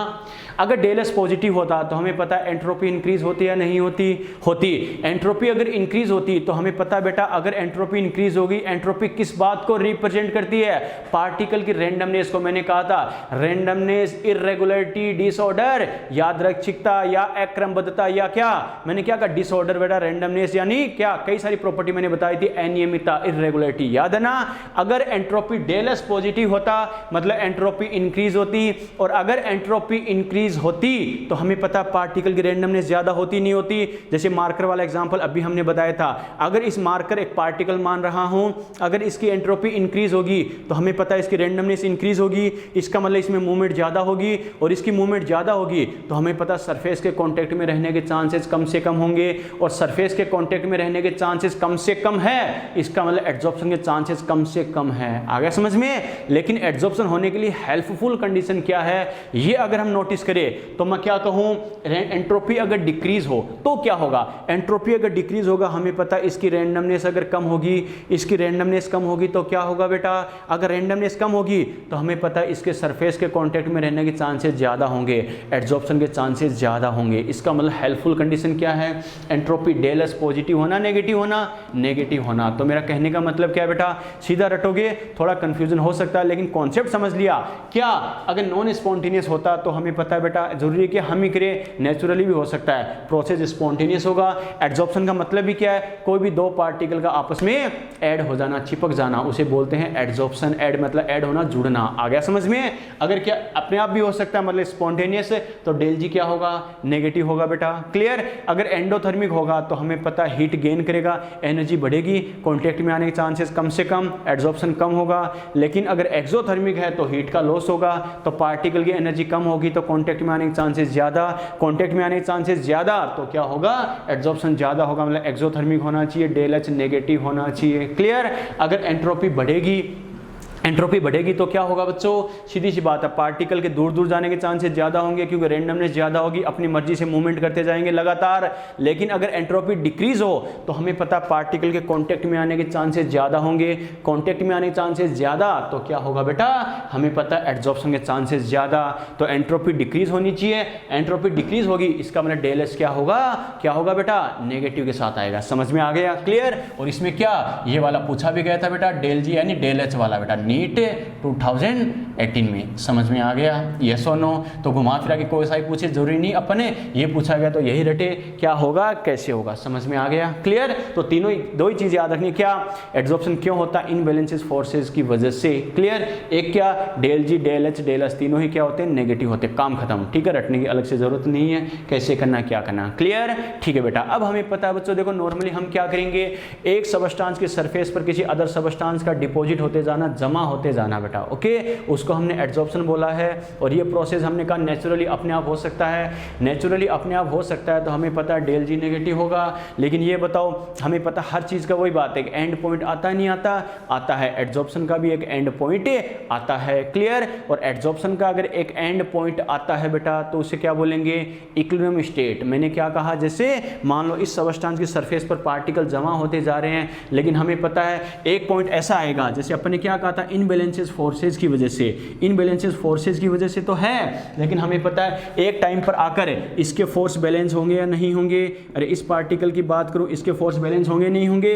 तो सपोज करो बेटा एक पॉइंट ऐसा आया कि जो सीधी सी बात है, ये किसी अदर सबस्टेंस की पार्टिकल को अपने से क्यों ऐड कर रहा था, क्योंकि इसके फोर्स क्या थे, इनबैलेंस थे, असंतुलित बल थे। लेकिन हमें पता लगातार पार्टिकल ऐड होते जाएंगे, तो ये बताओ, अरे सीधी सी बात है, ये फोर्स बैलेंस होगा नहीं होगा।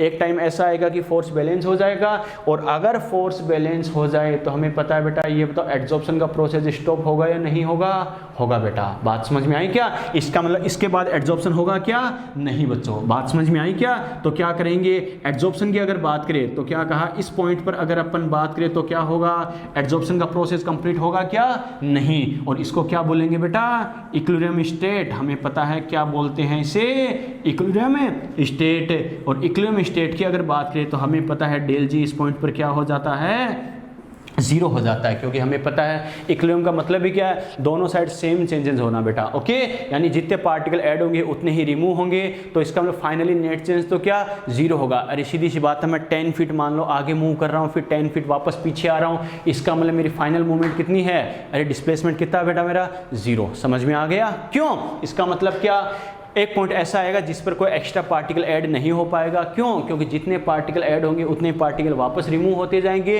इसको बोलेंगे।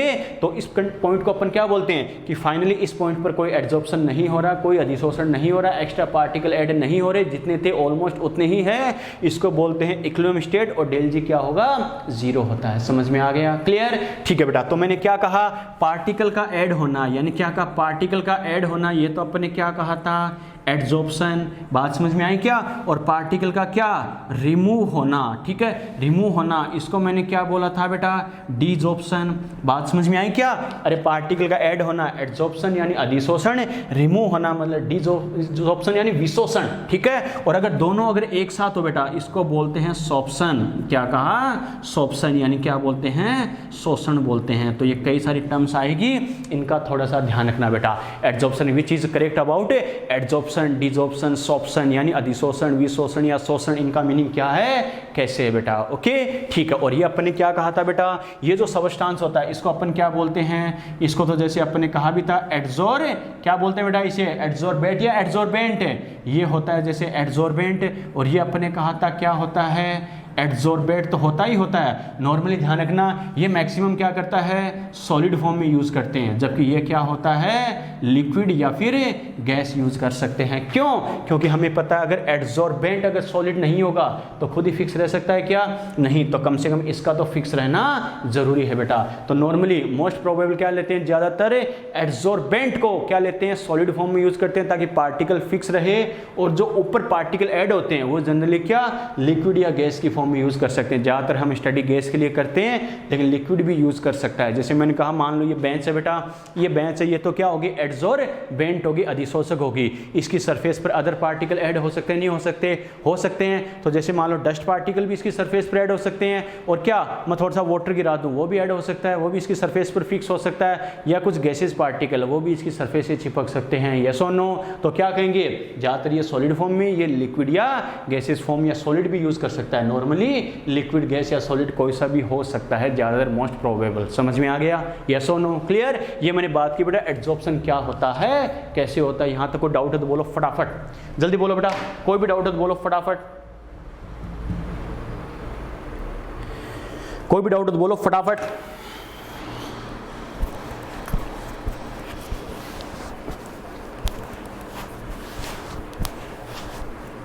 कोई भी डाउट, फटाफट बोलो बेटा, आगे बढ़े। फिर ये स्क्रीनशॉट ले लो, और कोई डाउट है तो बोलो जल्दी से।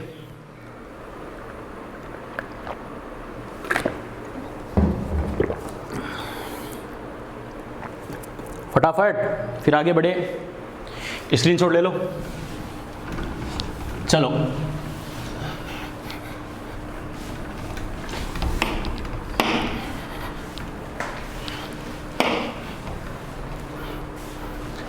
चलो कर लिया बेटा। चलो अब बात करते हैं बच्चों, देखो इसमें कुछ थ्योरेटिकल कुछ पॉइंट दे रखे हैं क्या, जैसे बात करते हैं, डिस्कस करते हैं बेटा क्या करना है, कैसे करना है। अब देखो बेटा, जो इसका फर्स्ट पेज है मैंने आपको पूरा एक्सप्लेन किया बेटा, कैसे करना है, क्या करना है, आपको बस जाके इसकी रीडिंग लगानी है। क्लियर? इसमें बोल रहा है पॉजिटिव एड्जॉर्प्शन, नेगेटिव एड्जॉर्प्शन, या आपको इसमें टाइम पास करने की जरूरत नहीं है बेटा। ठीक है, बात समझ में आ गई क्या? चलो फिर इसने क्या लिखा है, कैरेक्टर्स ऑफ एड्जॉर्प्शन। एड्जॉर्प्शन के वही बात है, अभिलक्षण क्या होते हैं, मैंने एक एक चीज बताई है। डेल एच क्या होगा, डेल जी क्या होगा, डेल एस क्या होगा। क्लियर? बस एक नाम आएगा इस प्रोसेस में, अरे एक्सोथर्मिक प्रोसेस है, इस प्रोसेस में जो हीट का लॉस होगा उसे बोल देंगे एड्जॉर्प्शन एंथैल्पी, अधिशोषण उष्मा यानी डेल एच एड्जॉर्प्शन। काम खत्म। ठीक है, चलो बेटा आगे बढ़ते हैं। बच्चों देखो आगे इसमें एक पॉइंट दे रखा, क्या, एक बोल रखा है एड्जॉर्प्शन, एक बोला है एब्जॉर्प्शन, यानी अधिशोषण व अवशोषण। हिंदी में बेटा बच्चे समझते हैं, हिंदी वाले भी, क्या अधिशोषण एब्जॉर्प्शन क्या होता है बेटा, एड्जॉर्प्शन और एब्जॉर्प्शन दो चीजें बेटा। एड्जॉर्प्शन बच्चों समझना इस चीज को, नॉर्मल हम डेली लाइफ में कई बार ये वर्ड यूज करते हैं, क्या, इसने एब्जॉर्ब कर लिया यानी अवशोषित कर लिया। ठीक है, यहाँ पर एक नया वर्ड अपने लिए क्या आया था, एड्जॉर्प्शन यानी ऐड करना। इसका मतलब एक बात तो श्योर है, ऐड करना क्या होता है, ओनली सरफेस पर कंप्लीट होता है। और एब्जॉर्ब करना मतलब क्या, यानी बल्क तक, यानी जो डेप्थ होती है बेटा, सबस्टांस की जो डेप्थ होती है बेटा, वहां तक क्या करना, ट्रांसफर हो जाना बेटा। यस और नो। अरे नॉर्मली जैसे कॉटन वाला एक एग्जांपल अपन लेते हैं बेटा, अपन कॉटन में क्या करेंगे, मान लो जैसे ये बेंच है तो मैंने क्या किया, इस पर मैंने कोई डस्ट पार्टिकल गिरा दिया, सपोज करो बेटा, या इस पर मैंने क्या किया, बेंच पर जैसे मैंने वाटर मॉलिक्यूल गिरा दिया, थोड़ा सा वाटर गिरा दिया, तो क्या होगा, वो वाटर मॉलिक्यूल क्या होंगे, इस जो मेटल की जो बेंच है इसके सरफेस के अंदर तक चले जाएंगे क्या, नहीं, सरफेस के ऊपर ही रहेंगे। वो तो क्या है, इसको बोलेंगे एड्जॉर्प्शन, सिर्फ सरफेस पर ऐड होना। क्लियर, ठीक है। दूसरा एग्जांपल है, मैंने कोई कॉटन लिए बेटा, सपोज करो उसी डस्ट वाटर मॉलिक्यूल को अपन ने क्या किया, कॉटन के ऊपर गिरा दिया, तो हमें पता है वो वाटर मॉलिक्यूल क्या, अरे कॉटन की डेप्थ तक जाएंगे या नहीं जाएंगे, इसको बोलेंगे एब्जॉर्प्शन यानी अवशोषण। आ गया समझ में, क्लियर। तो देखो बेटा इसमें पॉइंट दे भी रखा है, क्या, adsorption is a surface phenomenon while absorption is a bulk phenomenon. यानी क्या होता है, एड्जॉर्प्शन जो होता है वो क्या, अधिशोषण एक सतही घटना है, अवशोषण क्या है, यानी स्थूल घटना है। स्थूल मतलब सरफेस के अंदर तक हो सकता है। क्लियर, ठीक है बेटा। और क्या बोला है, in absorption molecule of substance are uniformly distributed throughout a body. अरे सीधी सी बात है, हमें पता है एड्जॉर्प्शन की अगर बात करें, जैसे मैंने एड्जॉर्प्शन में तो हमने क्या कहा, एड्जॉर्प्शन तो कब होगा, ये मान लो बेटा कोई सबस्टेंस के पार्टिकल थे, ये सबस्टेंस के पार्टिकल थे, तो क्या इसकी सरफेस पर क्या होगा, कोई पार्टिकल डिपॉजिट हो गए। समझ में आ गया, क्लियर, ठीक है। ये तो बात हमने किसकी की थी, एड्जॉर्प्शन की। लेकिन एब्जॉर्प्शन कब बोलेंगे बेटा, जब हमें पता ये पार्टिकल क्या, अरे इसकी सरफेस के अंदर तक चले जाए बेटा। यस और नो, इसको क्या बोलते हैं, एब्जॉर्प्शन। तो एब्जॉर्प्शन में तो हम क्या कह सकते हैं, जो एक्स्ट्रा पार्टिकल ऐड हुए थे वो क्या सरफेस पर ज्यादा है, इसकी डेप्थ में है क्या बेटा, सरफेस के अंदर है क्या, नहीं। लेकिन एब्जॉर्प्शन में क्या होगा, एब्जॉर्प्शन में हमें पता थ्रू आउट द बॉडी, यानी पूरी स्ट्रक्चर में क्या होगा, पार्टिकल डिस्ट्रीब्यूट होंगे। यानी ये क्या होता है, थ्रू आउट द बॉडी होता है, पूरी संरचना के अंदर एक जैसे बिखरे हुए होते हैं। क्लियर, ठीक है बेटा। अब इसमें देखो क्या बोल रहा है, जैसे ये वेरी इंपॉर्टेंट बेटा, क्या, वाटर वेपर क्या बोल रहा है, water vapour absorbed by anhydrous CaCl2 and adsorbed by silica gel. ध्यान रखना, बायोटाइप से चैप्टर है बेटा, तो ध्यान रखना, जो 4-5 एग्जांपल मोस्ट इंपॉर्टेंट मैं आपको बताऊं वो जरूर दिमाग में सेट होने चाहिए। क्यों, सीधा उठा के आएगा बायोटाइप से, ये किसका एग्जाम्पल है, ये किसका एग्जाम्पल है। इसने मोस्ट इंपॉर्टेंट एग्जाम्पल दे रखा है वाटर वेपर का, एक तो क्या, सिलिका जेल के रेस्पेक्ट में एक एनहाइड्रस CaCl2, यानी जो जल वाष्प होती है उसका निर्जल मतलब सूखा CaCl2 कैल्शियम क्लोराइड, हमें पता जो क्या होता है, सॉल्ट होता है, लवण होता है। क्लियर, एक तो उसके साथ एक सिलिका जेल के साथ, ठीक है, यानी सिलिका जेल के साथ रेस्पेक्ट में कंपेयर करवा रखा है। तो बेटा जैसे नॉर्मली आपने देखा होगा, जैसे मान लो रेनी सीजन होता है, बारिश का टाइम होता है, या फिर थोड़ा मतलब विंटर टाइम में भी हो सकता है थोड़ा बहुत है। एक देखिए घर पे जैसे हम सॉल्ट यूज करते हैं, NaCl लवण, अरे लूण अंग्रेजों समझ रहे हो ना, उसमें आपने देखा होगा अगर बॉक्स ओपन रह जाता है यानी एयर या मॉइस्चर जा सकता है, पास हो सकता है, तो आपने देखा होगा घर में जो सॉल्ट या लूण हम काम में लेते हैं, अरे वो गिला गिला होता नहीं होता, अरे होता है बेटा। इसका रीजन क्या है, जो मॉइस्चर है बेटा, वाटर वेपर है, जल वाष्प की जो ड्रॉपलेट्स है, बूंदे है, वो क्या होती है, उसकी सरफेस में क्या होती है, उसकी सरफेस के अंदर, यानी वो उसे एब्जॉर्ब कर लेता, अवशोषित कर लेता। तो क्या होता है, पूरा सॉल्ट क्या, यानी पहले जहां ड्राई था बेटा बिल्कुल वो क्या होता है, यानी गिला गिला फील होता है बेटा। इसका रीजन क्या है, एब्जॉर्प्शन। जबकि सिलिका जेल की बात करें तो सिलिका जेल उनको एब्जॉर्ब नहीं कर पाता, अवशोषित नहीं कर पाता, सिर्फ सरफेस से ऐड करता है, तो क्या होगा, इसे बोलेंगे एड्जॉर्प्शन। समझ में आ गया। तो वाटर वेपर एनहाइड्रस CaCl2 के साथ जल वाष्प यानी निर्जल CaCl2 के साथ तो क्या करती है, एब्जॉर्प्शन अवशोषण, और सिलिका जेल के साथ क्या करती है, एड्जॉर्प्शन यानी अधिशोषण की प्रॉपर्टी शो करती है बेटा। ओके, चलो देखो आगे एक टेबल बना के दे रखिए, क्या, एड्जॉर्प्शन एंड एब्जॉर्प्शन क्या करेंगे। पहला पॉइंट क्या बोला है, it is a surface phenomenon. ठीक है, बिल्कुल कॉमन बात है, एड्जॉर्प्शन क्या होता है, सरफेस पर होता है, और एब्जॉर्प्शन क्या होता है, बल्क फिनोमिनॉन, पृष्ठ के अंदर की घटना है, यानी सतह की, यानी क्या, यानी गहराई तक की घटना है, बल्क यानी स्थूल घटना है। ठीक है, अभी क्या बोलेंगे, सेकंड पॉइंट क्या बोला है, concentration is more on the surface है। ठीक है, अरे सरफेस पर कंसंट्रेशन ज्यादा होगी, यही बात तो अपन ने बोली है। लेकिन एब्जॉर्प्शन में क्या होगा, पूरी स्ट्रक्चर, पूरी संरचना में क्या होता है, एक जैसे डिस्ट्रीब्यूशन होता है, वितरण होता है। क्लियर, एब्जॉर्प्शन में क्या बोला है, फास्ट प्रोसेस, एब्जॉर्प्शन बोला स्लो प्रोसेस। इसका मतलब क्या है, एब्जॉर्प्शन में करना ही क्या है, सीधा सरफेस पर ऐड होना है, इजीली हो जाएगा, फास्टली हो जाएगा। लेकिन एब्जॉर्प्शन में क्या, सतह के अंदर तक पास होना है, तो उसके कंपैरिजन में ज़्यादा टाइम लगेगा, नहीं लगेगा, लगेगा बेटा। तो एब्जॉर्प्शन क्या स्लो बोला है, ये बोला है, यानी एब्जॉर्प्शन वाला फास्ट प्रोसेस है, एब्जॉर्प्शन वाला स्लो है बेटा, क्योंकि सरफेस के अंदर तक पार्टिकल को ट्रांसफर होना है, तो एब्जॉर्प्शन के कंपैरिजन में ज़्यादा टाइम लेता है। ओके ठीक है, आगे क्या बोला बेटा, initially more rate and slow down near the equilibrium. मैंने क्या कहा, एब्जॉर्प्शन का मतलब क्या होता है, एब्जॉर्प्शन का मतलब ये पार्टिकल का सरफेस पर ऐड होना। ओके, पार्टिकल का सरफेस पर ऐड होना, और जब तक हमें पता है ये पार्टिकल कब तक ऐड होंगे, यानी जब तक ये बैलेंस, मैंने क्या कहा था, इनबैलेंसेस फोर्सेज की वजह से तो होता है बच्चों। जिस पॉइंट पर फोर्स बैलेंस नहीं होगा वहां तक बेटा ये बताओ पार्टिकल ऐड होंगे नहीं होंगे। और हमें पता सबसे ज्यादा फोर्स इनबैलेंस कब थे, सबसे ज्यादा बल असंतुलित कब थे, स्टार्टिंग पॉइंट में। इसका मतलब स्टार्टिंग में क्या होगा, ऐड होने की रेट ज्यादा होगी नहीं होगी,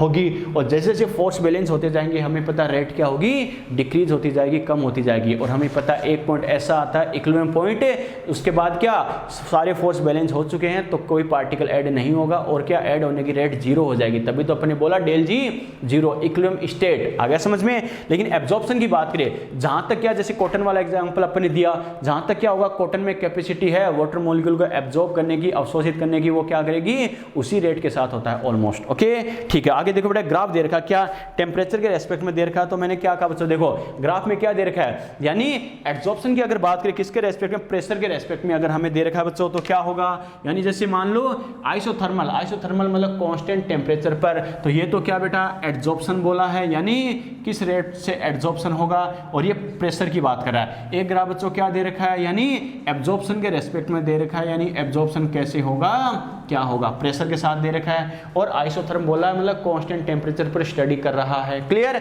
तो एक बात तो श्योर है बेटा, क्या, अरे जैसे जैसे प्रेशर इंक्रीज होगा, जैसे जैसे प्रेशर इंक्रीज होगा हमें पता है बच्चों, अरे पार्टिकल के पास पास आने की टेंडेंसी होगी या नहीं होगी, होगी बच्चों। क्लियर। मैंने क्या कहा, प्रेशर अगर इंक्रीज होगा पार्टिकल के पास पास आने की टेंडेंसी होगी, पार्टिकल के पास पास आने की टेंडेंसी होगी, तो हमें पता है बच्चों इनके सरफेस के पे ऐड होने के चांसेस ज्यादा होंगे नहीं होंगे, होंगे। सरफेस पे ऐड होने के, सरफेस पे चिपकने के चांसेस ज्यादा होंगे, अधिशोषण एब्जॉर्प्शन ज्यादा होगा। और हमें पता है इसका प्रेशर इंक्रीज तो रेट ऑफ एब्जॉर्प्शन इंक्रीज, और दोनों इंक्रीज तो स्ट्रेट लाइन आएगा या नहीं आएगा, आएगा बच्चों। लेकिन हमें पता है अगर हम प्रेशर इंक्रीज करते जाए तो ऐसा है क्या ज्यादा पार्टिकल सरफेस पर ऐड हो जाएंगे, नहीं। एक पॉइंट पर हमें पता है बेटा सैचुरेशन पॉइंट आता है नहीं आता, आता है। और जब सैचुरेशन पॉइंट आता है तो हमें पता क्या आएगा, कांस्टेंट ग्राफ आता है। समझ में आ गया, यस और नो। लेकिन एब्जॉर्प्शन में क्या होता है, जहां तक होगा मैंने क्या कहा, यूनिफॉर्मली होगा, एक रूप से होगा बेटा। कैसे, जितना ज्यादा क्या होगा प्रेशर इंक्रीज होता जाएगा, पार्टिकल के क्या पास पास आने के चांसेस ज्यादा, और क्या होता जाएगा एब्जॉर्प्शन इंक्रीज होता जाएगा, जहां तक होगा वो सेम रेट से होता है। समझ में आ गया। ये बहुत जल्दी क्या करता है, सैचुरेशन पॉइंट को गेन कर लेता है, संतृप्त अवस्था को प्राप्त कर लेता है, लेकिन ये इतना इजीली नहीं कर पाता बेटा। समझ में आ गया, क्लियर। चलो बेटा अब बात करते हैं टाइप्स ऑफ एब्जॉर्प्शन, यानी एब्जॉर्प्शन के टाइप क्या क्या होते हैं बच्चों। देखो मेनली इसके क्या होते हैं, दो टाइप डिस्कस करते हैं बेटा। क्या, एक होता है फिजिकल एब्जॉर्प्शन या भौतिक अधिशोषण, एक होता है केमिकल एब्जॉर्प्शन, रासायनिक अधिशोषण। ओके, क्या कहा, फिजिकल और केमिकल एब्जॉर्प्शन। बेटा जहां पे कोई डाउट हो बता देना। ये अपने बेटा एब्जॉर्प्शन और एब्जॉर्प्शन के टाइप की बात की है, यहां तक कोई डाउट है क्या, फटाफट जल्दी बोलो। एब्जॉर्प्शन और एब्जॉर्प्शन में डिफरेंस की बात की है, कोई डाउट है बेटा यहां तक, फटाफट बोलो, यस और नो, कोई भी डाउट। ठीक है बेटा, चलो तो ये अपने बात की क्या, एब्जॉर्प्शन और एब्जॉर्प्शन के टाइप की बात की, क्या होता है मतलब कैसे होता है। अब बात करें मेनली वापस आते हैं एब्जॉर्प्शन पर। एब्जॉर्प्शन मैंने क्या कहा, एब्जॉर्प्शन दो टाइप का होता है बेटा। क्या, यानी एब्जॉर्प्शन मैंने क्या कहा, दो टाइप का होता है। नॉर्मली जैसे अपने क्या कहा, अपन बात करें एब्जॉर्प्शन क्या होता है, तो दो टाइप का अपने क्या कहा। एक तो कौन सा होगा बेटा, फिजिकल एब्जॉर्प्शन यानी भौतिक अधिशोषण। ओके, एक क्या होता है बेटा, केमिकल एब्जॉर्प्शन। क्या कहा, केमिकल एब्जॉर्प्शन। बात समझ में आई। दोनों का मतलब क्या, भौतिक अधिशोषण, रासायनिक अधिशोषण। मतलब क्या, फिजिकल एब्जॉर्प्शन में क्या होना, ओनली, क्या कहा बेटा, ओनली फिजिकल कांटेक्ट। मैंने क्या कहा, ओनली फिजिकल कांटेक्ट, यानी क्या, यानी फिजिकल कांटेक्ट का मतलब क्या, यानी पृष्ठ का, यानी पार्टिकल का ओनली कांटेक्ट में आना, संपर्क में आना बेटा, उससे ज्यादा कुछ नहीं। ओके, जबकि इसकी बात करें केमिकल एब्जॉर्प्शन में क्या होगा, फॉर्मेशन ऑफ, क्या कहा बेटा, फॉर्मेशन ऑफ केमिकल बॉन्ड्स। बात समझ में आई? फॉर्मेशन ऑफ केमिकल बॉन्ड्स यानी रासायनिक बंधों का निर्माण होना, उसे क्या बोलेंगे? Chemical adsorption. बात समझ में आई क्या? फॉर एग्जांपल जैसे कैसे, इसमें जैसे एग्जांपल की अपन बात करें बेटा तो क्या कहेंगे? CH4 on, CH4 on charcoal, यानी CH4 ऑन चारकोल, यानी शॉर्ट में लिख रहा हूं समझ जाओगे ना, चारकोल कार्बन की सरफेस पर क्या? CH4 का जमा होना, इसमें कोई बॉन्ड फॉर्मेशन की जरूरत नहीं है, पार्टिकल ऐसे ही कांटेक्ट में आ सकते हैं। ओके, तो क्या होगा? ये क्या इसका एग्जांपल है। जबकि इसमें अगर अपन कहें बेटा तो क्या करेंगे? H2 ऑन पैलेडियम या फिर निकल। अरे बात समझ में आई क्या? ऑर्गेनिक में एक रिएक्शन भी आती है क्या, यानी निकल प्लेटिनम पैलेडियम की सरफेस पर क्या हाइड्रोजन वगैरह डिपॉजिट कैटलिस्ट की फॉर्म में यूज करते हैं। एक रिएक्शन आती है सावाते-सेंड्रेंस रिएक्शन, बेटा नाम सुना हुआ लग रहा है, कई साल पहले बच्चों पढ़ते थे हम ऑर्गेनिक में 50 साल पहले। यानी एक रिएक्शन याद आ रही है, सावाते-सेंड्रेंस रिएक्शन होती नहीं होती, निकल प्लेटिनम पैलेडियम साथ में क्या उनको कैटलिस्ट की फॉर्म में यूज करते हैं, साथ में H2 भी ऐड होता है, H2 प्लस निकल प्लेटिनम या पैलेडियम। होता है नहीं होता? होता है बच्चों। तो मैंने क्या कहा बेटा? H2 क्या करेगा? अगर मेटल की सरफेस पर रिएक्शन करके बॉन्ड फॉर्मेशन करे, ये तो क्या हो गया? केमिकल एड्सॉर्प्शन, क्योंकि इसमें केमिकल बॉन्ड का फॉर्मेशन होगा। क्लियर? ठीक है। फिजिकल एड्सॉर्प्शन मैंने क्या कहा? ओनली फिजिकल कांटेक्ट में आना, पार्टिकल की सरफेस का कांटेक्ट में आना, संपर्क में आना, इसमें बॉन्ड फॉर्मेशन की जरूरत नहीं है। फॉर एग्जाम्पल जैसे अपन कहे चारकोल यानी कार्बन की सरफेस पर CH4 का डिपोजिट होना, ये क्या होगा? फिजिकल एड्सॉर्प्शन है बेटा। समझ में आ गया? क्लियर? ठीक है। अब अगर बच्चे से बोले कि सर अगर बोले कि सर दोनों में कॉमन कौन सा है, यानी इजीली कौन सा हो सकता है, तो बता सकते हो बेटा फिजिकल वाला ज्यादा इजी है, केमिकल वाला। तो ये ध्यान रखना बेटा, ये क्या है? More common. मैंने क्या कहा? मोर कॉमन का मतलब क्या? ज्यादा सामान्य। क्यों? क्योंकि हमें पता है, इसमें सीधी सी बात है, जितनी ज्यादा क्या होता है बेटा बाउंडेंस होती है, हमें पता प्रोसेस के चांसेस उतने ही कम हो जाते हैं बेटा, यस और नो। और जितनी ज्यादा छूट होती है प्रोसेस इजीली कंप्लीट हो सकता है। कैसे? इसमें हमें पता कोई बाउंडेंस है क्या? नहीं, सिर्फ दो पार्टिकल को आपस में कांटेक्ट में आना है, तो कोई भी दो पार्टिकल आपस में कांटेक्ट में आकर फिजिकल एड्सॉर्प्शन के प्रोसेस को कंप्लीट कर सकते हैं। लेकिन केमिकल एड्सॉर्प्शन में क्या होता है बेटा? केमिकल बॉन्ड का फॉर्मेशन। मैंने क्या कहा? केमिकल बॉन्ड का फॉर्मेशन। और जितने भी नेचर में पार्टिकल होते हैं, दो पार्टिकल, सभी के बीच में बॉन्ड फॉर्मेशन पॉसिबल हो जरूरी है क्या? नहीं, हर पार्टिकल के बीच में बॉन्ड फॉर्मेशन पॉसिबल नहीं है बेटा, ये ध्यान रखना। तो देखो बच्चा कहेगा सर हमें कुछ नहीं बोले, तो हम कौन सा मान के करेंगे? फिजिकल एड्सॉर्प्शन मान के आंसर देना है बेटा। समझ में आ गया? कुछ भी नहीं बोले तो क्या मान के देना है? फिजिकल एड्सॉर्प्शन मान के आंसर देना है, क्योंकि इसमें कोई बॉन्ड फॉर्मेशन की कोई कंडीशन नहीं है बेटा, ये इजीली हो सकता। तो ज्यादातर तो मैक्सिमम केसेस में तो यही होता है, मोर देन 90% केस में। अगर कुछ स्पेशल कंडीशंस है जहां पे दोनों पार्टिकल के बीच में बॉन्ड फॉर्मेशन हो रहा है या हो सकता है, वहां पर केमिकल एड्सॉर्प्शन हो सकता है। ये रेयर कंडीशन में है, कुछ स्पेसिफिक पार्टिकल्स में होता है। क्लियर? यहां तक बात ठीक है बेटा? चलो देखो इसमें दे भी रखा क्या होता है बेटा? यानी बिना बॉन्ड के, और हमें पता जहां पर कोई बॉन्ड कोई अट्रैक्शन नहीं होता वहां पर क्या? वान डर वाल फोर्स जिंदाबाद। अरे याद है ना? तो क्या वैसे तो इनमें कोई अट्रैक्शन फोर्स या बॉन्ड नहीं होता, लेकिन नेग्लिजिबल कौन सा होता है? वान डर वाल फोर्स। तो इसे वान डर वाल एड्सॉर्प्शन भी बोल देते हैं, थोड़ा सा ध्यान रखना, फिजिकल वाला ही है। लेकिन केमिकल में क्या? कई सारे बॉन्ड्स हो सकते हैं, हमें पता है। इसे केमिकल वही बात, आयनिक या कोवेलेंट कोई से बॉन्ड हो, चाहे बॉन्ड फॉर्मेशन होता है, मतलब वो केमिकल में। क्लियर? ठीक है बेटा। देखो अब क्या दे रखा? एग्जाम्पल भी दे रखे हैं। देखो बेटा कैसे करना। अब देखो एक टेबल दे रखी है बेटा, इंपॉर्टेंट है, ध्यान रखना। इसमें 2-3 पॉइंट बहुत अच्छे आएंगे। क्या? सबसे देखो एक पॉइंट मैं आपको, ये जो बात थ्योरी वाली बात है बेटा, ये आपको इसलिए समझा रहा हूं ताकि आपको रटनी नहीं पड़े।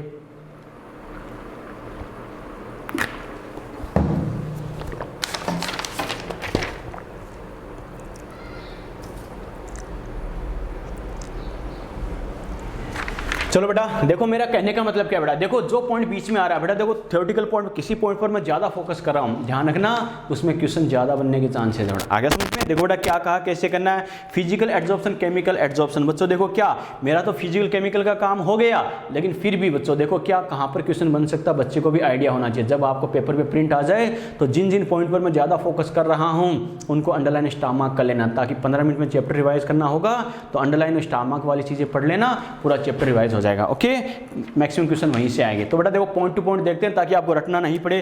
फिजिकल में क्या बोला है देखो, it is due to weak van der Waals forces. Physical वाला कैसे होता है? वीक वान डर वाल फोर्स की वजह से होता है। केमिकल वाले में क्या बोला है?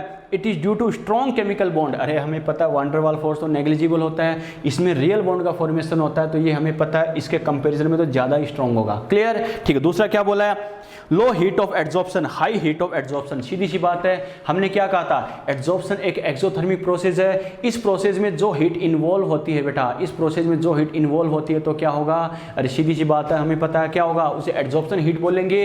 और हमें पता है हीट बॉन्ड फॉर्मेशन जो होता है, बॉन्ड फॉर्मेशन होता है, अपने क्या कहा बेटा, फॉर्मेशन के रेस्पेक्ट में बात करें वो तो क्या होता है, एंडोथर्मिक या एक्सोथर्मिक है, एक्सोथर्मिक। ठीक है, नॉर्मली अगर बात करें बॉन्ड फॉर्मेशन, बॉन्ड डिसोसिएशन, हमें पता है अगर बॉन्ड फॉर्मेशन, इसमें बॉन्ड फॉर्मेशन होता है तो हमें पता है ज़्यादा हीट का लॉस होगा, नहीं होगा। अरे सीधी सी बात है, इसमें कोई बॉन्ड फॉर्मेशन है क्या, तो कोई ज़्यादा हीट का लॉस नहीं होगा। लेकिन इसमें हमें पता बॉन्ड फॉर्मेशन होता है तो हीट का लॉस भी ज़्यादा होता है। और अगर हीट का लॉस ज़्यादा होता है और क्या होता है, दो पार्टिकल के कॉन्टेक्ट में आने के लिए जो हीट लॉस होता है उसी को तो बोलते हैं अपन एड्जॉर्प्शन हीट। इसका मतलब क्या, इसमें तो क्या कोई नेग्लिजिबल हीट का एक्सचेंज होगा, लेकिन इसमें रियल बॉन्ड का फॉर्मेशन होता है तो क्या एक्सचेंज यानी लॉस होने वाली हीट भी ज़्यादा होगी। तो एड्जॉर्प्शन की हीट केमिकल में क्या होती है, ज़्यादा होती है। क्लियर, ठीक है। आगे क्या दे रखा है बेटा, it is not specific in nature. मैंने क्या कहा, ये नॉट स्पेसिफिक होता है बेटा, वेरी वेरी इंपॉर्टेंट, ये ध्यान रखना। क्यों, इसमें कोई बॉन्ड फॉर्मेशन की जरूरत है क्या, नहीं। कोई भी दो पार्टिकल कांटेक्ट में आ गए तो फिजिकल एड्जॉर्प्शन बोल सकते हैं, लेकिन ये क्या होता है, स्पेसिफिक नेचर का होता है। स्पेसिफिक नेचर का होता है मतलब क्या, इनमें बॉन्ड फॉर्मेशन जरूरी है। और नेचर के कोई भी दो पार्टिकल में हमेशा बॉन्ड फॉर्मेशन हो जरूरी है क्या, नहीं। स्पेसिफिकली जिनमें बॉन्ड फॉर्मेशन पॉसिबल हो उन्हीं में ये केमिकल एड्जॉर्प्शन हो सकता है, अदरवाइज नहीं। बेटा समझ में आ गया, क्लियर। चलो देखो आगे क्या बोल रहा है, फिजिकल में क्या बोला है, रिवर्सिबल प्रोसेस, और इसमें क्या बोला है, इरिवर्सिबल प्रोसेस। सिंपल सी बात है बेटा, इसमें क्या पार्टिकल नॉर्मल वे में क्या होते हैं, सरफेस से ऐड होते हैं। तो जैसे अपने क्या किया, अरे जैसे अपने कहा मैंने डस्ट पार्टिकल को बोर्ड पे चिपकाया था, मैंने वापस हटा दिया, नहीं हटा दिया, यानी इरिवर्सिबल का मतलब ही क्या, वापस उसी कंडीशन में आ जाना, यस और नो।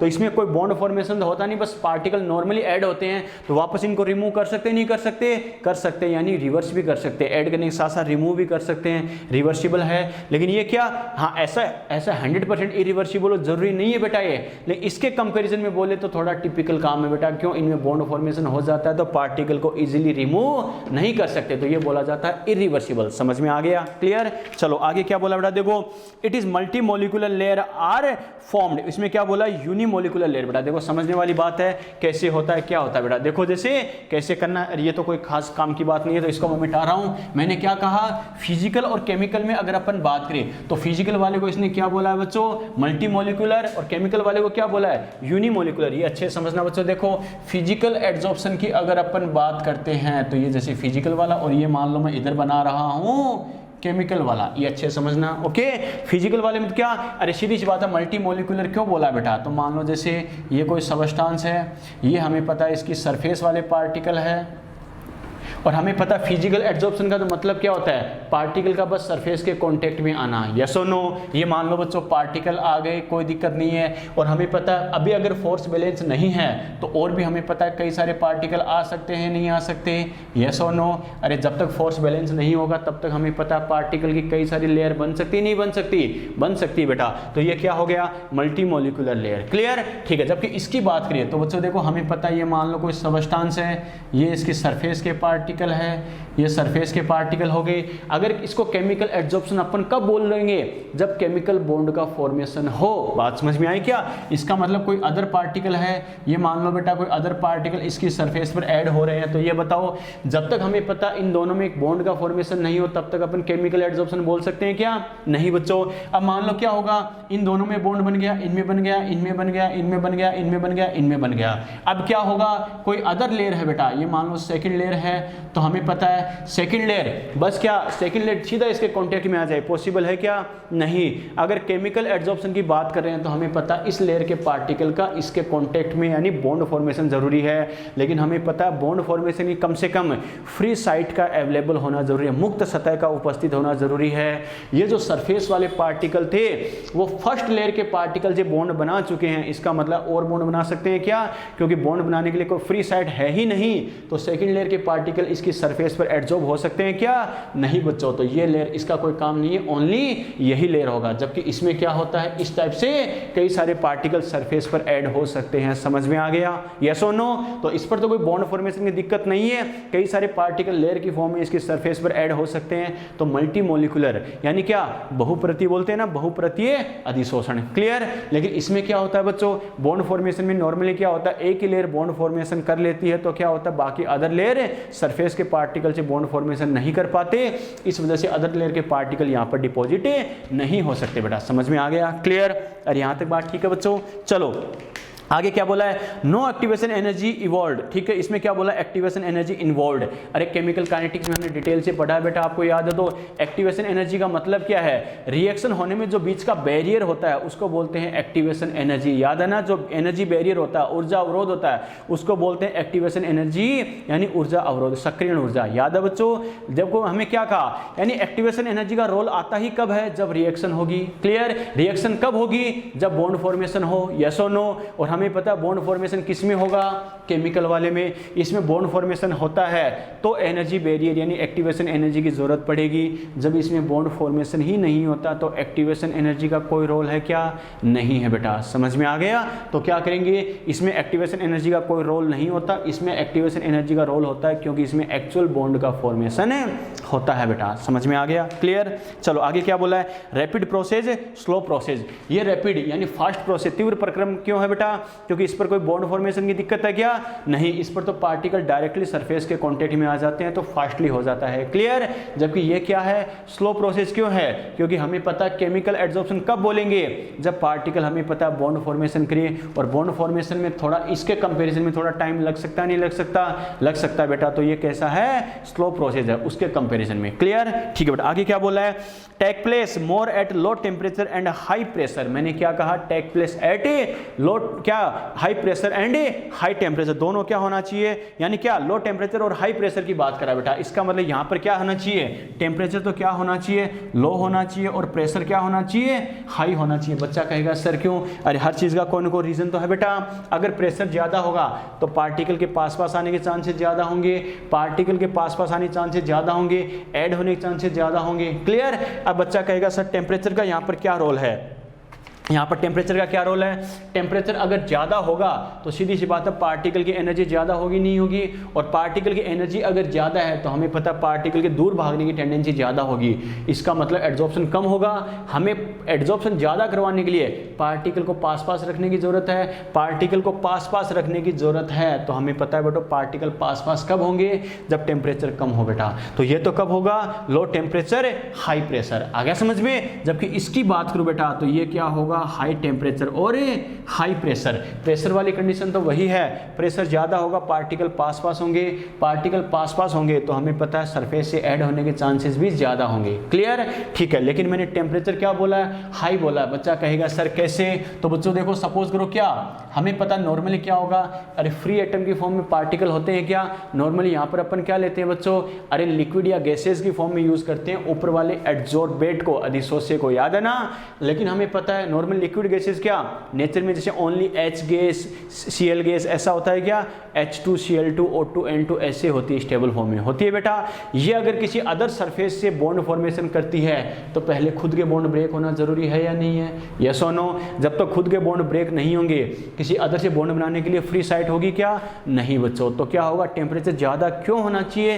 टेम्परेचर ज्यादा इसलिए होना चाहिए, टेम्परेचर ज्यादा होगा तो जो पार्टिकल सरफेस पर ऐड होगा कम से कम क्या होगा, उसके खुद के बॉन्ड ब्रेक हो जाएंगे, और खुद के बॉन्ड ब्रेक होंगे तो वो क्या होगा, इसकी सरफेस से बॉन्ड फॉर्मेशन के लिए फ्री हो जाएगा, आसानी से बॉन्ड फॉर्मेशन कर सकता है। और बॉन्ड फॉर्मेशन कर सकता है तो ही तो हम इसे केमिकल एड्सॉर्प्शन बोलते हैं, रासायनिक अधिशोषण बोलते हैं। यस और नो? क्लियर? ठीक है बेटा। आगे इसमें क्या बोला देखो, एक ग्राफ दे रखा है बेटा। ग्राफ क्या दे रखा है, यानी टेम्परेचर के रेस्पेक्ट में दे रखा है बेटा, क्या वही आइसोबार। अब कांस्टेंट टेम्परेचर पर दे रखा है बेटा, तो इसमें देखो क्या दे रखा है, आइसोबार बोला मतलब कांस्टेंट प्रेशर की बात कर रहा है, यानी एड्सॉर्प्शन। एड्सॉर्प्शन का क्या दे रखा है बेटा, देखो जैसे ये मैंने लिखा है बेटा यहाँ पर एड्सॉर्प्शन एड्जॉर्प्शन और ये क्या टेम्परेचर के रेस्पेक्ट में दे रखा है। क्लियर, ठीक है बेटा। इसकी हमने बात की बच्चों, ये भी क्या है एड्जॉर्प्शन, यानी कितना होगा रेट ऑफ एड्जॉर्प्शन क्या होगी, इस एक्सिस पे मैंने लिया है टेम्परेचर। क्लियर, तो इसमें ग्राफ कैसा बना रखा बेटा, इसमें तो बनाया बेटा हाइपरबोला, और इसमें क्या इस टाइप से ओम टाइप से बनाया बेटा ग्राफ, अरे ऐसे बनाया। इसका मतलब क्या होता है, इजी वे में समझना बेटा। नॉर्मली हमने क्या कहा, ये जो एड्जॉर्प्शन होगा ये तो कैसे होगा, देखो बेटा आइसोबार बोला मतलब एक पर्टिकुलर प्रेशर पर बात कर रहा है। क्लियर, इसमें हम क्या कह सकते हैं, हमें पता है ये जो फिजिकल वाला एड्जॉर्प्शन है लो टेम्परेचर पर होता है। क्लियर, और हमें पता है इस एक्सिस पर इधर आएंगे तो टेम्परेचर इंक्रीज होगा नहीं होगा, और टेम्परेचर इंक्रीज होगा तो हमें पता है रेट ऑफ एड्जॉर्प्शन उतनी ही कम होती जाएगी। मैंने क्या कहा, लो टेम्परेचर पर होना चाहिए। आप टेम्परेचर जितना इंक्रीज करोगे, जितना ज़्यादा टेम्परेचर इंक्रीज करोगे एड्जॉर्प्शन की रेट उतनी ही कम होगी, यस और नो। और एड्जॉर्प्शन की रेट जितनी कम होगी इसका मतलब ग्राफ कैसा आएगा, हाइपरबोला आएगा बेटा, अति परवलयाकार आएगा, यस और नो। क्योंकि इसके क्या करता है, दोनों इन्वर्स होते हैं तभी तो आता है। इन्वर्स का मतलब क्या, टेम्परेचर इंक्रीज तो एड्जॉर्प्शन की रेट डिक्रीज, ये इस टाइप का आता है। लेकिन बच्चा कहेगा सर ये कैसे, इसका मतलब क्या है, तो बच्चों देखो एक्चुअल में क्या होगा, अभी तो आपने कहा था सर इसको हाई टेम्परेचर चाहिए, सर टेम्परेचर इंक्रीज होगा तो एड्जॉर्प्शन की रेट इंक्रीज होनी चाहिए थी ना। बिल्कुल बेटा आपकी बात सही है। मैं क्या कर रहा हूँ कि सर टेम्परेचर अगर इंक्रीज हो तो एड्जॉर्प्शन की रेट तो इंक्रीज होनी चाहिए थी ना। बिल्कुल बेटा इंक्रीज होगी। तो सर अगर एड्जॉर्प्शन की रेट अगर इंक्रीज होगी तो ग्राफ तो ऐसे स्ट्रेट लाइन आना चाहिए था ना। बिल्कुल बेटा आना चाहिए था, लेकिन 100% करेक्ट नहीं है ये, समझना बेटा इस बात को। नो डाउट है अगर टेम्परेचर इंक्रीज होगा, हमें पता है केमिकल एड्जॉर्प्शन के लिए हाई टेम्परेचर की रिक्वायरमेंट होती है। किसकी होती है, हाई टेम्परेचर की। क्यों, क्योंकि हमें पता है बॉन्ड फॉर्मेशन, ये कि देखो इसके बॉन्ड फॉर्मेशन के लिए कम से कम ये बॉन्ड ब्रेक होना जरूरी है, यस और नो।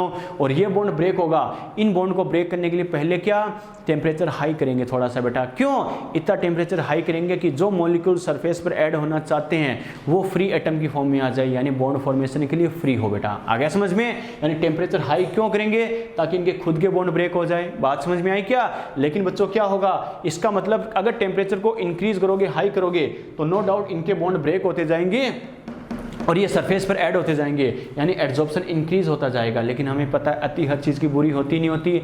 अरे एक पॉइंट ऐसा आएगा जिसमें क्या होगा बेटा, अरे पार्टिकल की एनर्जी इतनी ज़्यादा हो जाएगी, क्या बॉन्ड ब्रेक होते ही वो भागे बेटा, दूर दूर भागे। मैंने क्या कहा, हमने बॉन्ड ब्रेक क्यों किए थे, टेम्परेचर इंक्रीज क्यों किया था, ताकि इनके बीच के बॉन्ड ब्रेक हो जाए, ये किसी दूसरे की सरफेस पर ऐड हो जाए। लेकिन अगर टेम्परेचर लगातार बढ़ाते जा रहे हो तो हमें पता है इन पार्टिकल यानी इन मॉलिक्यूल्स पार्टिकल्स की एनर्जी इतनी ज़्यादा हो जाएगी कि वो सरफेस के कॉन्टेक्ट में आने के बजाय दूर दूर भागने लग जाएंगे, यस और नो। इसका मतलब है बॉन्ड ब्रेक हो जाएगा लेकिन फिर भी इसकी सरफेस पर वो ऐड नहीं हो पाएंगे। तो हमें पता जितना ज़्यादा टेम्परेचर इंक्रीज करते जाएंगे क्या होगा, सरफेस पे ऐड होने के चांसेस उतने ही कम होते जाएंगे बेटा, यस और नो। तो क्या कहेंगे, एक लिमिट तक, इसका मतलब क्या, देखो टेम्परेचर इंक्रीज तो एड्जॉर्प्शन इंक्रीज, एक लिमिट तक आप टेम्परेचर इंक्रीज करोगे तो एड्जॉर्प्शन क्या इंक्रीज होता जाएगा। लेकिन एक लिमिट के बाद क्या, यानी टेम्परेचर की वैल्यू ऐसे हो जाएगी कि उसके बाद टेम्परेचर इंक्रीज करते जाओगे तो पार्टिकल के दूर दूर भागने के चांसेस ज़्यादा हो जाएंगे, सरफेस के कांटेक्ट में आने के चांसेस कम हो जाएंगे। इस वजह से एड्जॉर्प्शन की रेट भी कम होती जाएगी बेटा। समझ में आ गया, यस और नो। ये अपने बात की एड्जॉर्प्शन क्या होता है, कैसे होता है, और क्या इसके टाइप क्या होते हैं, कौन कौन से, कैसे करना, क्या करना। आज की क्लास तक बेटा कोई भी डाउट है तो बोलो, फटाफट बोलो, कोई भी डाउट है तो बोलो, यहाँ तक फटाफट बोलो, फिर क्लास खत्म करते हैं। जल्दी बोलो बेटा, फिर अगली क्लास स्टार्ट होगी आपकी इनऑर्गेनिक की। जल्दी बोलो, आज जो हमने पढ़ा है बेटा यहाँ तक कोई भी डाउट, कोई भी क्वेश्चन, कुछ भी समझ में नहीं आया तो कोई भी डाउट, और कोई बच्चा, कोई भी डाउट बेटा, चलो यहाँ तक ठीक है। तो बच्चों देखो आज जो हमने बेटा 2-4 पेज ये पढ़े हैं, अब आपको क्या करना है, जो मैंने PDF फाइल सेंड की थी बस उसकी रीडिंग लगा देना। जैसे वही अपन न्यूज़पेपर पढ़ते हैं ना, 2 मरे 4 घायल, बस वैसे ही बच्चों बस रीडिंग लगा देना। देखते दिमाग में आना चाहिए सर ने हाँ इसका रीज़न ये बताया था, उसका रीज़न ये बताया था। अगर रीडिंग लगा के कोई डाउट हो कि ये कैसे बताया, सर ने कैसे बताया, ऐसा क्यों हुआ, तो कोई दिक्कत नहीं बेटा, मुझे कॉल मैसेज से डिस्कस कर लेना क्या हुआ कैसे हुआ। इसको आगे कंटिन्यू करेंगे अपन नेक्स्ट लेक्चर में। यहाँ तक बात ठीक है बेटा, ओके, यस और नो। बाकी बात करते हैं बेटा अपने नेक्स्ट लेक्चर में, ओके बाय।